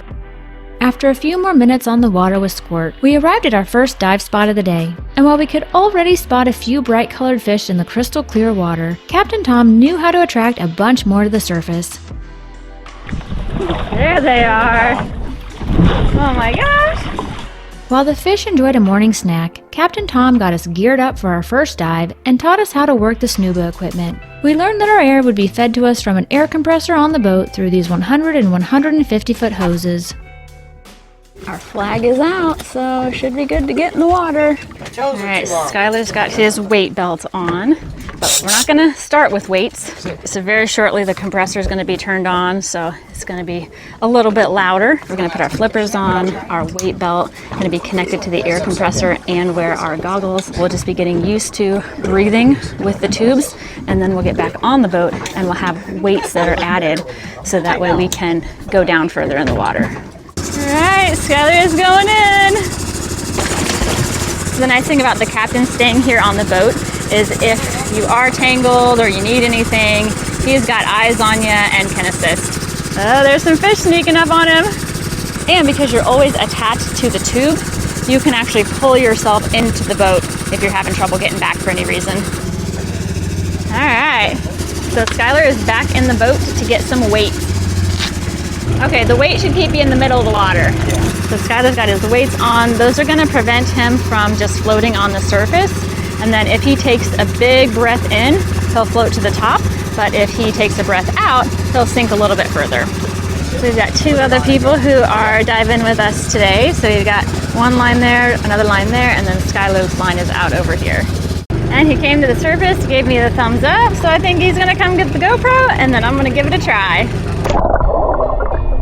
While I got geared up on the boat, Skylar dove down to explore Pickles Reef, which we learned got its name from a shipwreck on the reef containing cement-filled pickle barrels that are now covered in coral. As the average depth of the waters at this reef are only around 15 feet deep, Skylar was easily able to dive to the ocean floor where the majority of the coral reef and fish could be found. While Skylar was down exploring the ocean floor, I had just begun to explore the surface near the boat, which was still full of fish from the snack that Captain Tom had left for them a while earlier. While it definitely took me longer than Skylar, I slowly but surely became more comfortable with my equipment and was eventually able to join him down below. And while I was expecting to see pretty fish down near the coral, the amount of them was pretty mind-blowing.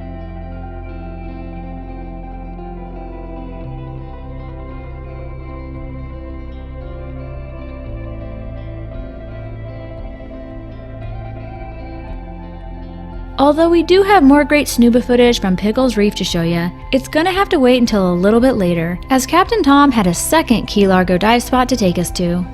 All right, so we're back at the shipwreck spot. This is gonna be our second diving spot of the day. First diving spot was on the reef and it was awesome, and this should be a completely different experience. It's only like 6 foot of water, you said here? 6 foot, yeah. 5, 6 foot?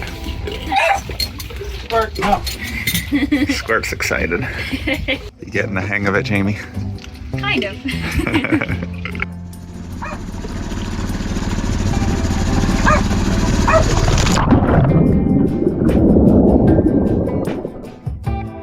While the amount of fish we found at the wreck dive was nowhere close to what we found on the reef, we noticed that the colors of the fish we did find appeared to be more vibrant, due to them being in brighter, more shallow waters.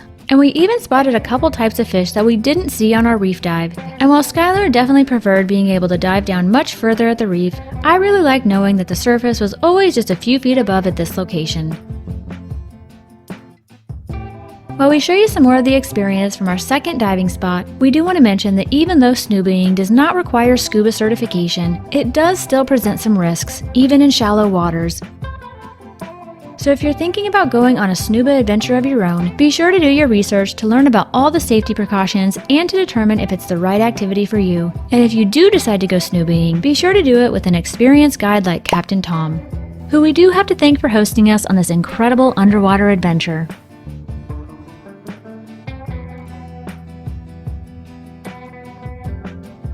After another amazing underwater experience, we were hungry and exhausted, so it was time to hop back on the boat and drive the 5 miles back to Key Largo.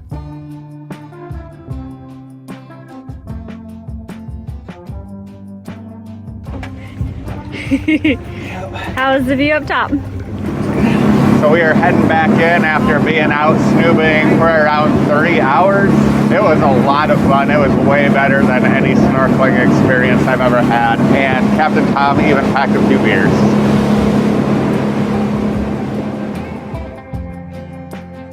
The ride back to shore was a quick one, and it was just long enough for Skylar to enjoy a beer and for me to enjoy a little quality time with Squirt.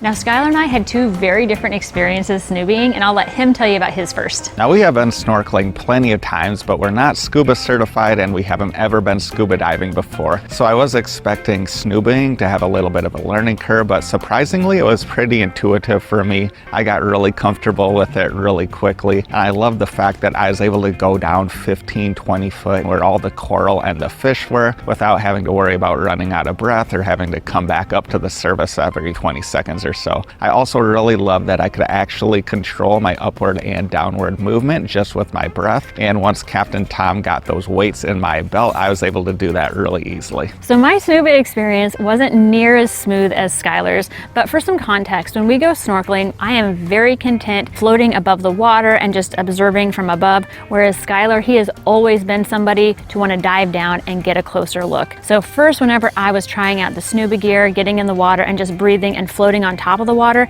that was great. That was super easy to get used to. But once I was getting the weights on and trying to go further down in the water, it was a little more difficult for me. As I got further down in the water, I started to have some anxiety. As you're going down further, you have to get your ears to pop, and I was having a hard time doing that. But the good thing is I stayed close to the boat and I was able to go back up when I needed to, and Captain Tom gave me some great tips to get the water out of my mask and also to get my ears to pop. He also gave me a short rope next to the boat, so I was able to go down right next to the boat very slowly and get more comfortable, and then I was able to breathe easier, and eventually I was able to let go of the rope and go to the bottom and join Skylar. So whether you're somebody like Skylar who needs very little tips and encouragement to go and explore the bottom of the reef, or you're somebody like me who is a little bit more anxious and needs that coaching, we would highly recommend Captain Tom, because even though we had two very different experiences, both of them were incredible, and we would recommend anybody coming to Key Largo to consider a scuba excursion with Captain Tom. And I would add that if you're someone who's been interested in scuba diving but has been hesitant like me to invest the time and money that it takes to get scuba certified, then snubaing literally is a great way to test the waters. Now, if you're ready to book your own snuba adventure with Florida Keys Unique Diving, we will leave the information in the video description to do just that, and we'll also put it on the screen right now while we show you some more of our snuba experience.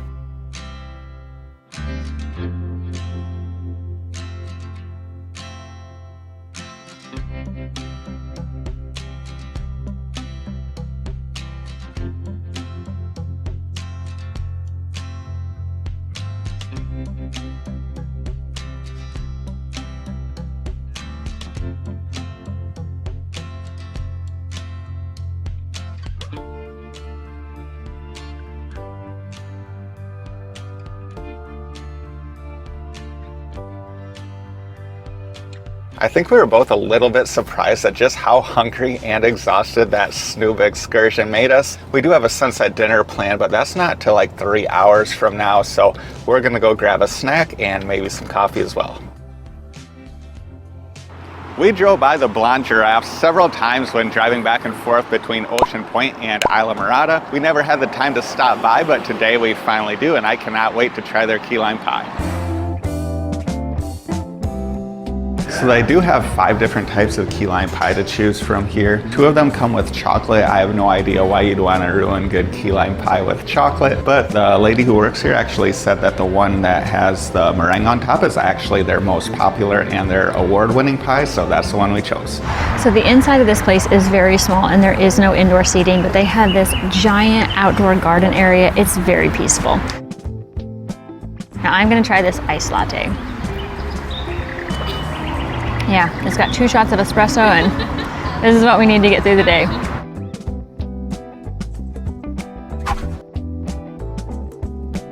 Now, before I try this piece of pie, I do have to warn you that this pie was the most expensive piece of pie I think I've ever purchased. It ended up being $13. Now, normally when you buy a piece of key lime pie, it's maybe like $5-6, so this is like twice that much, but hey, maybe it'll be worth it. Plus, I do think you're kind of paying for the atmosphere. It is really nice out here.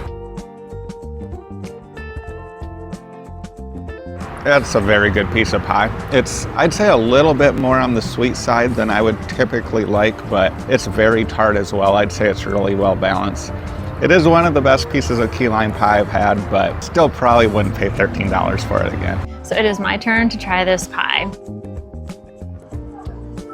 Okay, so I agree with Skylar that the balance of the tartness and the sweetness is really good. Now the key lime filling is so creamy, probably the best that I've had. The crust is pretty good, and this meringue on top, it just absolutely melts in your mouth. But I would have a hard time paying $13 for another piece. Now, when we are out and about exploring new areas, we are often eating quite a bit, and it's usually not the most healthy. So we're really happy when we can find a fresh produce market, and thankfully there is one nearby to where we're going for dinner tonight. So we're gonna swing through there, get some snacks for the condo, and then head to dinner. Our search for healthy snacks led us to Rancho Viejo Fruits and More, near mile marker 100 on Key Largo. Look how vibrant all of these fruits and veggies are. They look delicious. You can also get coconuts here. I think they'll cut them up for you and you can drink the juice. They even have a food truck back here. We got some fruit to snack on, and we just couldn't pass up getting some tamales from this truck. Skylar, of course, had to try something new, so he tried a tamarind. How is it? It's really weird. It's kind of like a super sour banana. It's got these big seeds inside, but it's slightly sweet also. I really do like it though.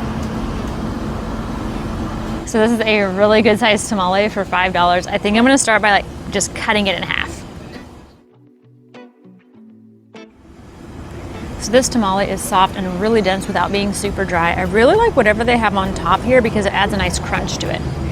So we're just leaving the market. We did get the fruit that we were looking for, and we also got a tamale that was really good, but we were not planning on getting that tamale until after we arrived at the market. And I realized that the place we were planning on going for our sunset dinner is actually located in Islamorada. Now it's kind of a bummer we're not going to be able to go there because it came highly recommended by the captain today, as well as our Airbnb host, Bud. As we often have to do on this channel, we've had to come up with a backup plan, and I think we found a really good one. But if you ever are visiting Islamorada, even though we haven't gotten a chance to eat at Lazy Days, we would recommend you give it a chance based off the great reviews we've heard on it. Though we couldn't eat at Lazy Days, we were still pretty excited for our Key Largo dinner spot, even though we didn't have much of an appetite.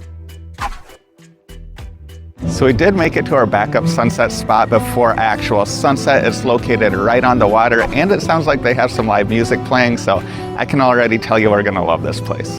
The timing of our arrival at Bayside Grill really couldn't have been much better, not only because it was just in time for a famous Key Largo sunset, but also because it was happy hour, which of course meant that Skylar would be enjoying some drinks.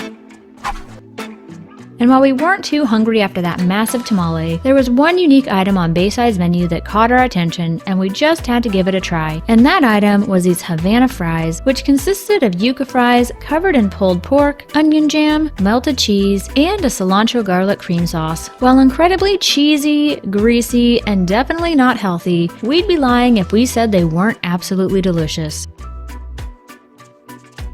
Now, as was the case with tonight's sunset dinner, things don't always go as planned on this channel, but we're normally able to make it work. Just like we did tonight, we still ended up at a place with a great sunset view, a happy hour, good food, and even a live musician. So I just realized that the full moon had risen, and it is the full beaver moon tonight. Skylar's coming back with his third happy hour drink. So I decided to switch it up from Captain and Diet, and I got their $5 rum punch. All 30 drinks tonight have been $5 a piece. I'd say this one's my favorite though. It's got a lot of rum in it. Now, another unexpected thing happened earlier today during our snuba trip when I unintentionally tested out how waterproof our wireless mics are when I took one of them snooping with me. After I admitted to Skylar what I did, he did rinse it off with fresh water. It's been hit or miss ever since, but I still have high hopes that it's gonna dry out and work good as new. Testing the mic that went snooping with me. It at least is blue. Earlier it was purple. I don't know, I think it might come back. It's looking good. Now our final stop of the evening is probably the establishment I've been most excited to visit in all of the Keys. It's the oldest bar in all of the Upper Keys. They're known for their live music, and they're also cash only. It definitely sounds like our type of place, and we'll see inside. Inside the Caribbean Club, we found a really cool old Keys vibe, with lots of vintage decor and memorabilia from the Key Largo movie, which had several opening scenes shot here more than 75 years prior. But it was the music that we had come here for, and that took us out back, where we found another bar, a band on stage, but surprisingly, not a whole lot of people. So far the Caribbean Club definitely has not let me down. It's right on the water. They have an outdoor live music stage with a good band playing. They also have a $8.50 Pusser's Painkiller. So we were expecting the Caribbean Club to be our last stop of the night, and it easily could have been because we were having a really good time. But when the band went on break, we actually heard another live band playing just a little bit down the bay. And we figured since we only have a few nights here and it's a full beaver moon, we might as well check out as many places as possible. So we'll see you over at the next place. Now we're pretty sure the other band we heard on the water is here at Big Chill. Now it is Jimmy Johnson's bar, and for those of you who don't know, he was the head coach of the Dolphins and the Cowboys back when we were really young. While Jimmy Johnson's was not on our original list of spots to visit in the Keys, it was very popular, and we definitely see why, as it has multiple open-air bars with lots of seating, an impressive stage, and a crowd that's definitely not afraid to dance, even in a rainstorm. So we stayed here as long as we could. The band ended up getting rained out, so we're gonna wait for a break in the rain, run to the car, and we'll see you in the morning.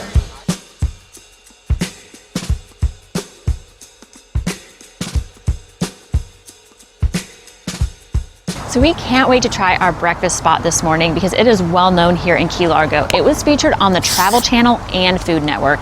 They source their ingredients from local farmers and seafood markets, and according to their website, they've been voted the best coffee in Key Largo for years.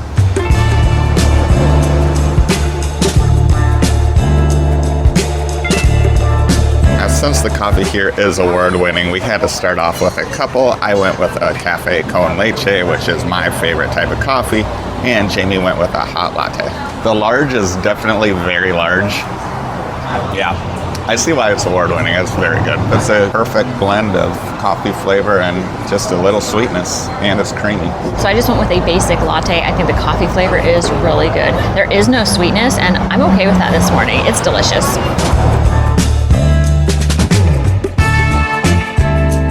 For breakfast today, Jamie went with a croissant sandwich, and we couldn't come to the conch house without getting something with conch on it. So I went with the cracked conch benedict. It comes with lobster and conch ceviche on top, and also fried conch on the side. So Jamie ordered hers breakfast sandwich with bacon, but they accidentally brought it out with ham. So now we get double meat. It's time to try my double meat breakfast sandwich. Now this is not on the menu, but you could always order an extra side of bacon or ham to make it. This is big. Yeah, this is a solid breakfast sandwich. Now that is a very unique Eggs Benedict. The ceviche on there adds a little bit of tanginess. It's very good ceviche. And then you also have the fried conch on there that adds a lot of crispiness, but also the chewiness of the conch. The flavor of the conch is great though. Overall, this is very good. Now, I absolutely love the ambiance here. The restaurant is in an old house. It's got open air seating that wraps around on the porch. They've got another covered area for outdoor seating and a cozy interior space.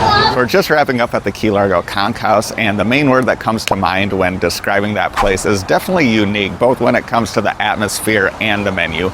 Now, since I called out that $13 key lime pie, though, I should probably also mention that the Conch Benedict I ordered was $25. That's a lot to pay for an Eggs Benedict, but it was a really unique item. I probably wouldn't pay $25 for it. Again, I am glad I tried it. It was pretty good. Now, another unique thing about this place is that they do offer lionfish on their dinner menu. For those of you who don't know what lionfish is, it's a highly invasive species. From what I've heard, it's very difficult to prepare, but is absolutely delicious when done properly. So that's definitely what I'll be ordering if we ever come back for dinner. But for now, we got some birds to pay a visit to.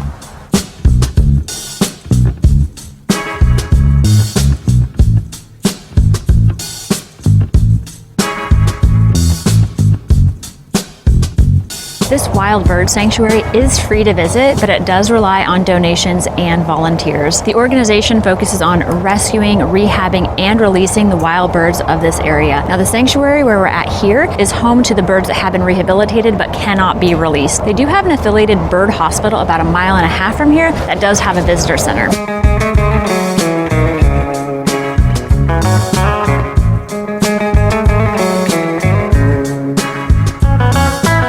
So I just learned that a flock of broad-winged hawks is known as a kettle. Bet you didn't know that.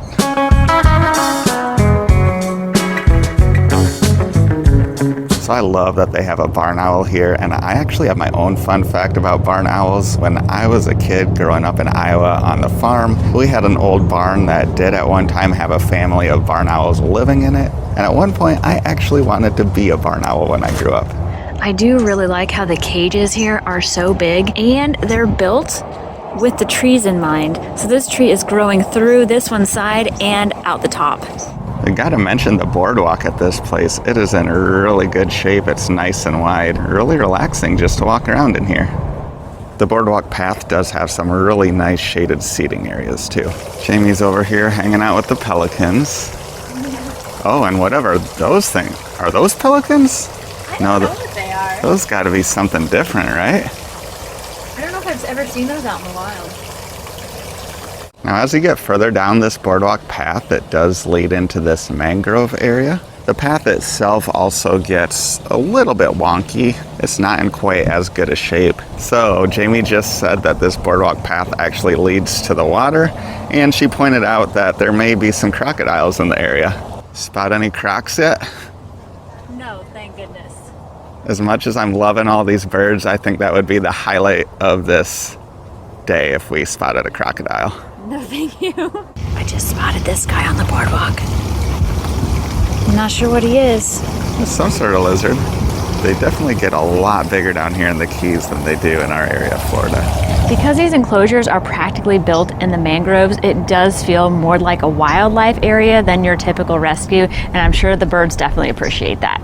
These two blackbirds are probably the funniest birds on the whole property. They're so active. Yeah. They like never sit still. Whoa, you are friendly. Holy cow. I was not expecting that. All right, so according to this sign, we're thinking these are ravens because their beaks are a little bit curved. I think they're bigger than a normal crow. I don't know. If you guys know, let us know. Definitely already have way too many coffee mugs at home, but I still can't pass on this one. $10 and it goes to a good cause. And it goes with your shirt. That's true. It does. Look at that. Yeah. Found a shirt I really like too. We both had a really good time at the bird sanctuary, but we only spent around an hour or so there because it is pretty small, and that means we have some time to kill until our next activity on the water. And since we're not hungry yet, we're gonna have to find something else to do, but I think we do have a spot in mind. And that place is Shell World, which has been a shopping destination here on Key Largo for over 50 years.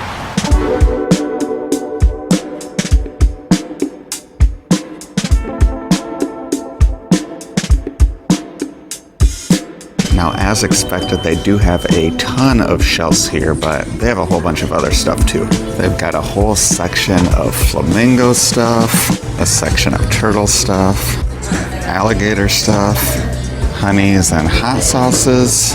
You can also find a bunch of clothes here for both men, women, and children, toys, stuffed animals, jewelry, stones, soap, as well as home goods.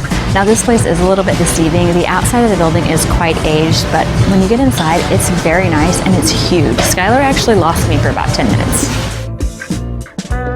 Since Skylar just bought a t-shirt and a mug at the bird sanctuary, we weren't shopping for much, but I did find a new mood ring.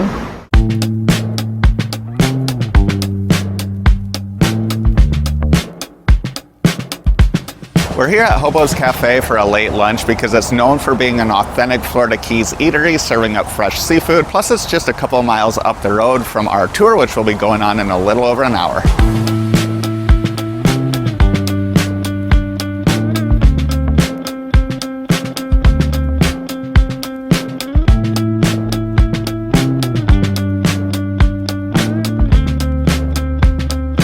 Our big breakfast, we decided to order some lighter items for lunch. We went with their Cobb salad, which comes with cold water lobster and shrimp, as well as a bowl of their lobster bisque.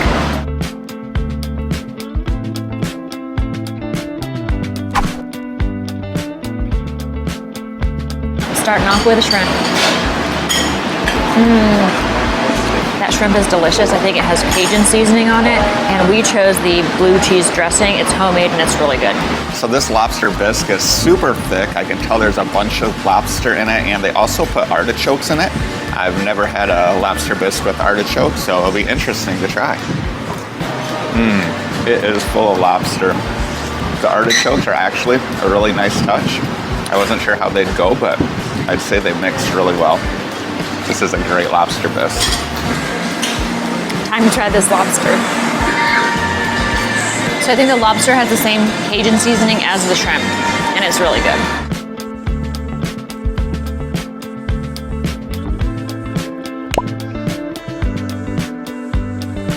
For today's tour, we're once again going back out on the water to check out the fish and the coral that live underneath it. But today we're going to be doing it from a much different vantage point because we're about to get on that giant glass bottom boat right behind me.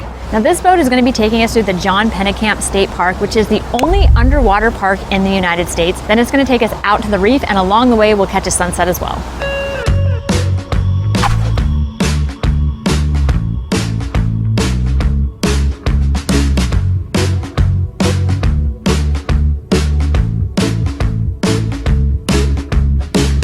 So the lower level of this boat is enclosed and air conditioned, and that's where the glass bottom is. This second level is open air, but it does have a lot of shade, and that is where the snack bar is, which does serve alcohol.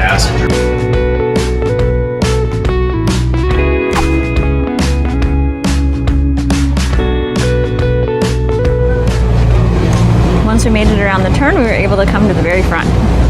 So they said the ride out to the reef is about 45 minutes, and they recommended that you ride out on top. The reef we're heading out to is called Molasses Reef. And once we get out of this waterway, it might get a little bit choppy, which is why they recommend riding out on top to hopefully prevent any motion sickness.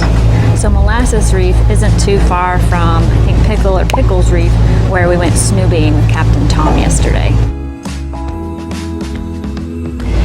As we get closer to the ocean, the houses keep getting bigger and nicer.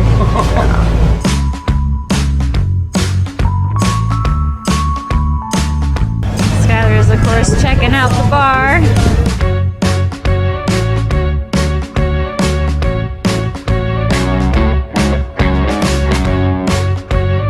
Now, Jeff and Vaughn are definitely two of the hardest working bartenders on the water because this boat is rocking really good, and they are still making a ton of frozen drinks, and they're actually pretty good too. Once we got our drinks and made it out to the reef, it was time to head below to the glass bottom to see Molasses Reef. Our tour guide shared so much information about the reef, what steps have been taken to protect it, as well as the coral and fish that call it home. It truly was mesmerizing to view the reef from above. At times it seemed like we were floating only inches above the coral and fish, but on average we were in 15 to 20 foot of water. Because we booked the last tour of the day, the sun was about to set, so we didn't have much sunlight to highlight the colors of the coral and the fish.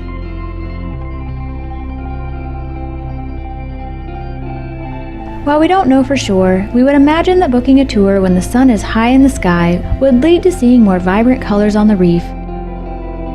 But I guess we'll just have to come back to find out.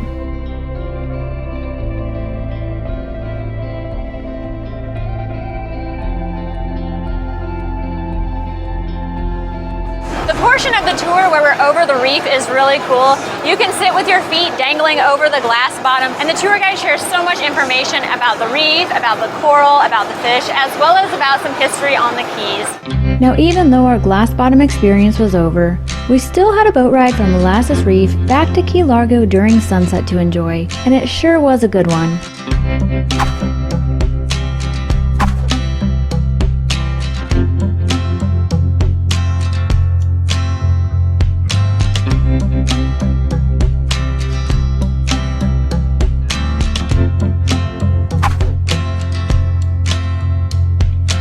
So we're about halfway back to shore, and I'd say this tour couldn't have gone a whole lot better. We just had a gorgeous sunset.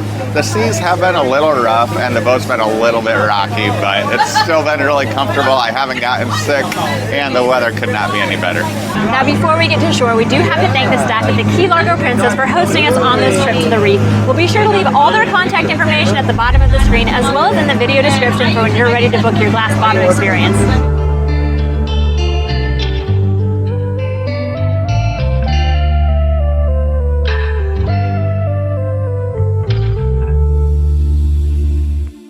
Our boat just docked, so we do have to get off now, but we still got one more spot to take you to tonight, so we'll see you there. Now, as some of you may already know, we love to visit breweries on this channel, but as far as we're aware, Key Largo doesn't actually have any, but they do have a meadery.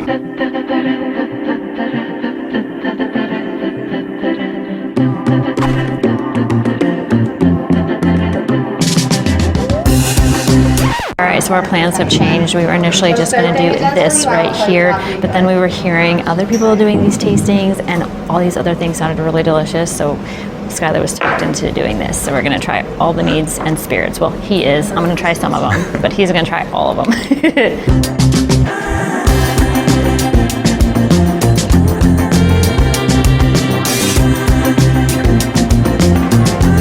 That's not what I was expecting though. After, oh, I'm not even looking at the camera. I'm like looking at you.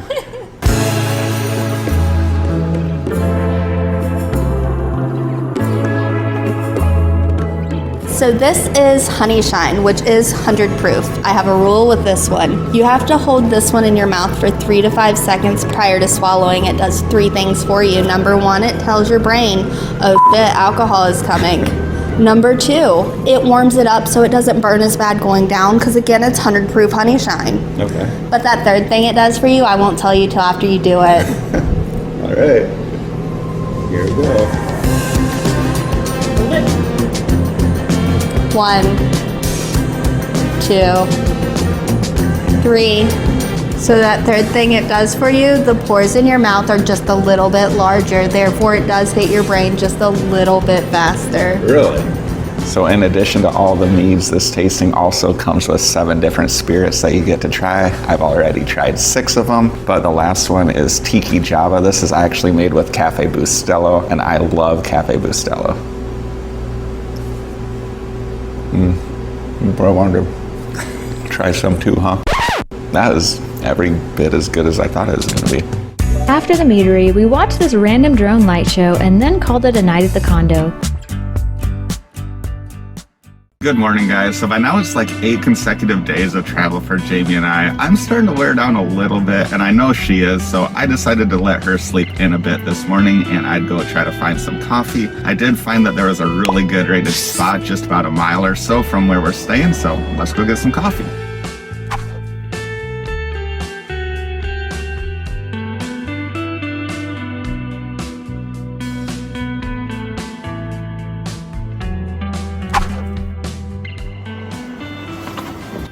So Cafe Mocha turned out to be pretty cool. They have a real homey vibe. They roast their own coffee beans, and we'll see if their coffee is any good. I got myself a pumpkin latte. It's that time of year, and I love pumpkin. We'll see how it is. That is good. I don't know if they use real pumpkin or not, but it tastes like it. Plus the coffee flavor is quite strong. It's a really good latte. Hopefully Jamie likes hers as well. We'll find out soon.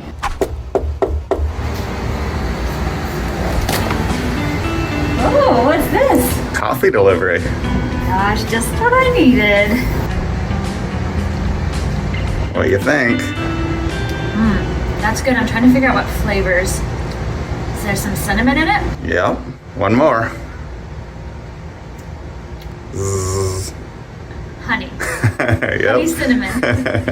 I also cheated a little bit because they have an HC right now. Oh, that helps. It does, but You like it? It was really easy to tell. Yeah, it's really good. It is our last day here in the Keys, and we do have some exciting things planned, but we have a little bit of time before we have to check out of our condo. So we're gonna spend it enjoying these awesome amenities. We love that this building is right across the parking lot from the pool, the tennis court, some charcoal grills, as well as a kids play area, but we're actually heading to the private beach.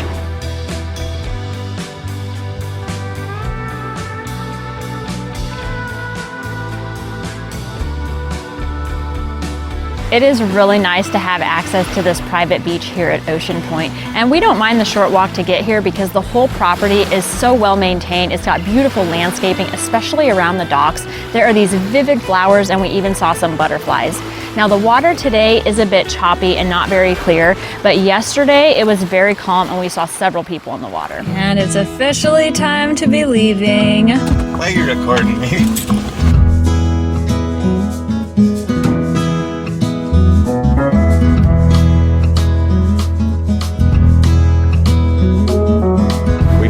arrived at Harriet's for brunch, and you can tell this place is very popular because it is packed, but thankfully we were able to find a couple of open spots at the bar. Now, initial impression when walking in this place, it kind of feels like you're walking into your grandma's house, but with a whole lot of strangers. There's wood paneling, there's some really old looking curtains, but overall it feels really homey, and I do like it. It's very different from any place we've been in the Keys so far.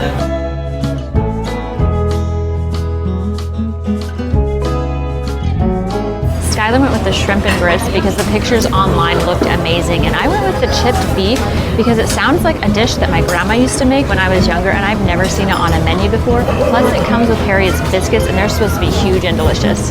So this does look like what my grandma made whenever I was growing up, but this portion is huge and I only needed a half order. I don't even know how we did it, but we cleared both our plates at Harriet's, and I think that alone tells you how great that place is. I'll let Jamie tell you about her meal, but those grits were probably the best grits I've ever had.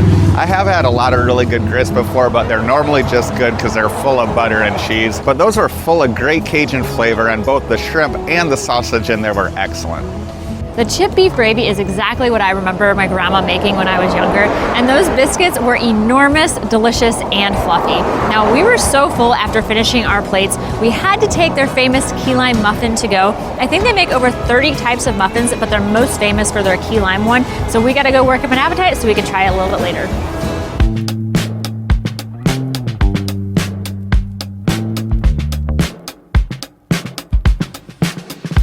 So the green outline here is the state park, and most of it is over water. You can see this is Molasses Reef. That's where we took that glass bottom boat tour, which is right outside of the park. Now, if you hit these buttons down here, it will show more information about the park. For example, here are the kayak trails around the park. So look at all those miles of kayak trails. There's also different snorkeling sites around here, which you can book tours at the state park. There's also reef dives along here. The visitor center here has an aquarium with I think a lot of fish that you could find on the reefs. And they even have a lionfish here. Now that fish doesn't even look real.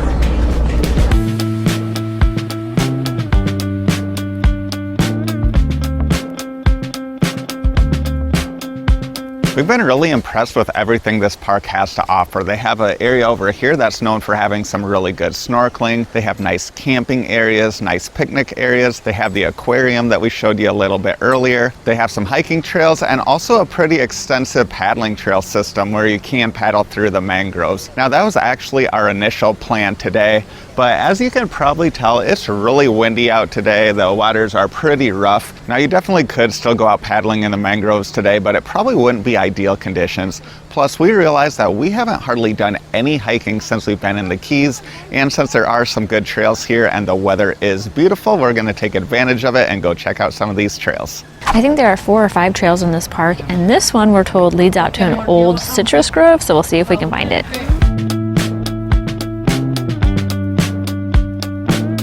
The water out here in these mangroves is really yellow in this section. So far this trail is nice and shaded. It feels really good right now. So the park staff said that there were mango, avocado, and key lime trees out here. He doesn't think that it's avocado season, and we just missed mango season, but he said if we found any ripe key limes that we could grab them. So we've been walking on this trail for a few hundred feet now, and I think we're both just kind of surprised how not tropical it feels. We haven't seen any native palms or ferns or anything like that, and honestly kind of has a feel of a trail like back up in the Midwest.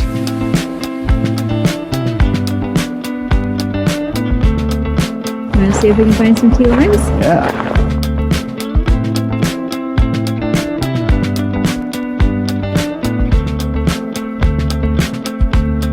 So we're leaving the fruit grove with 4 key limes. Definitely not enough to make a key lime pie, but at least we can make some limeade.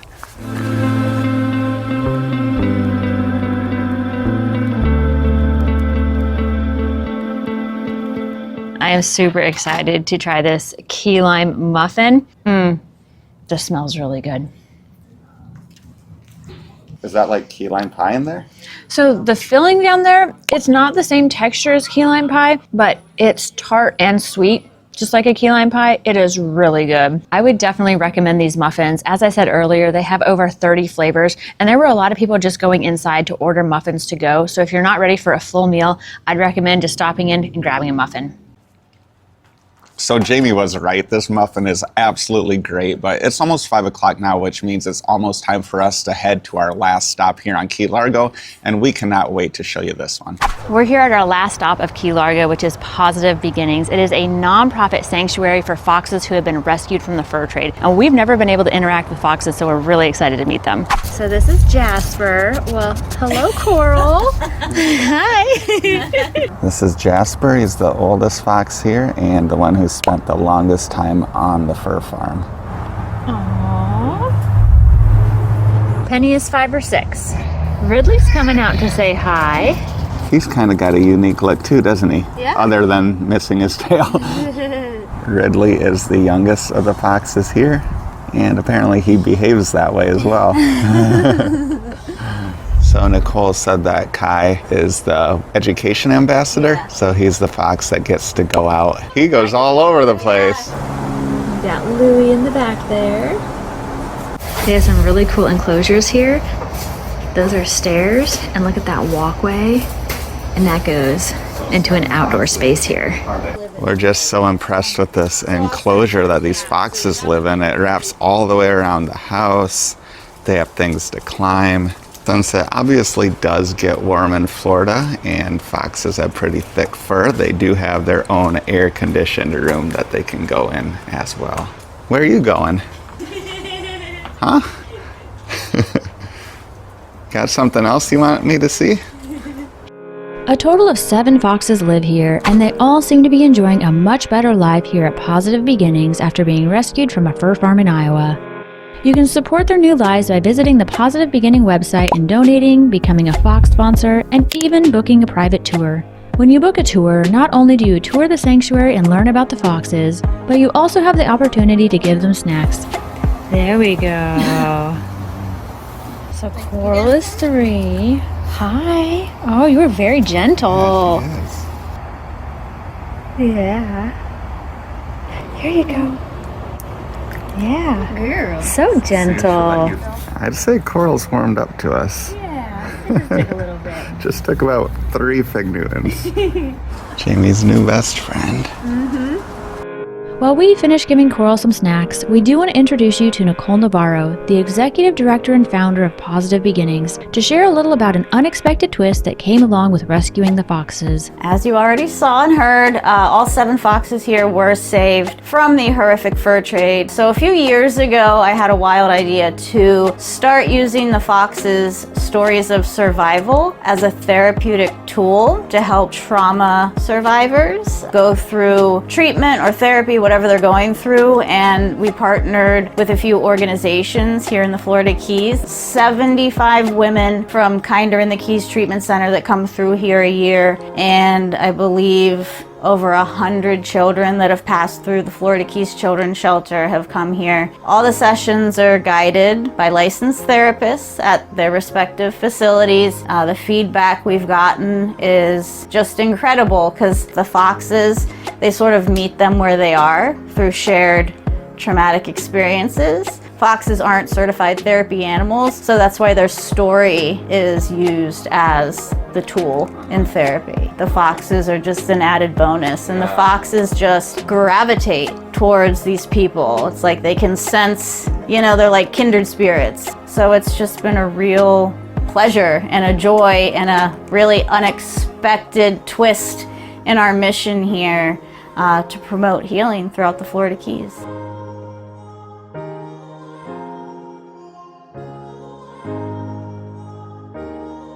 We hope you've enjoyed your time with us on our 7-day Florida Keys road trip. If you have, we'd like to invite you to subscribe to our channel, and as always, thanks for watching.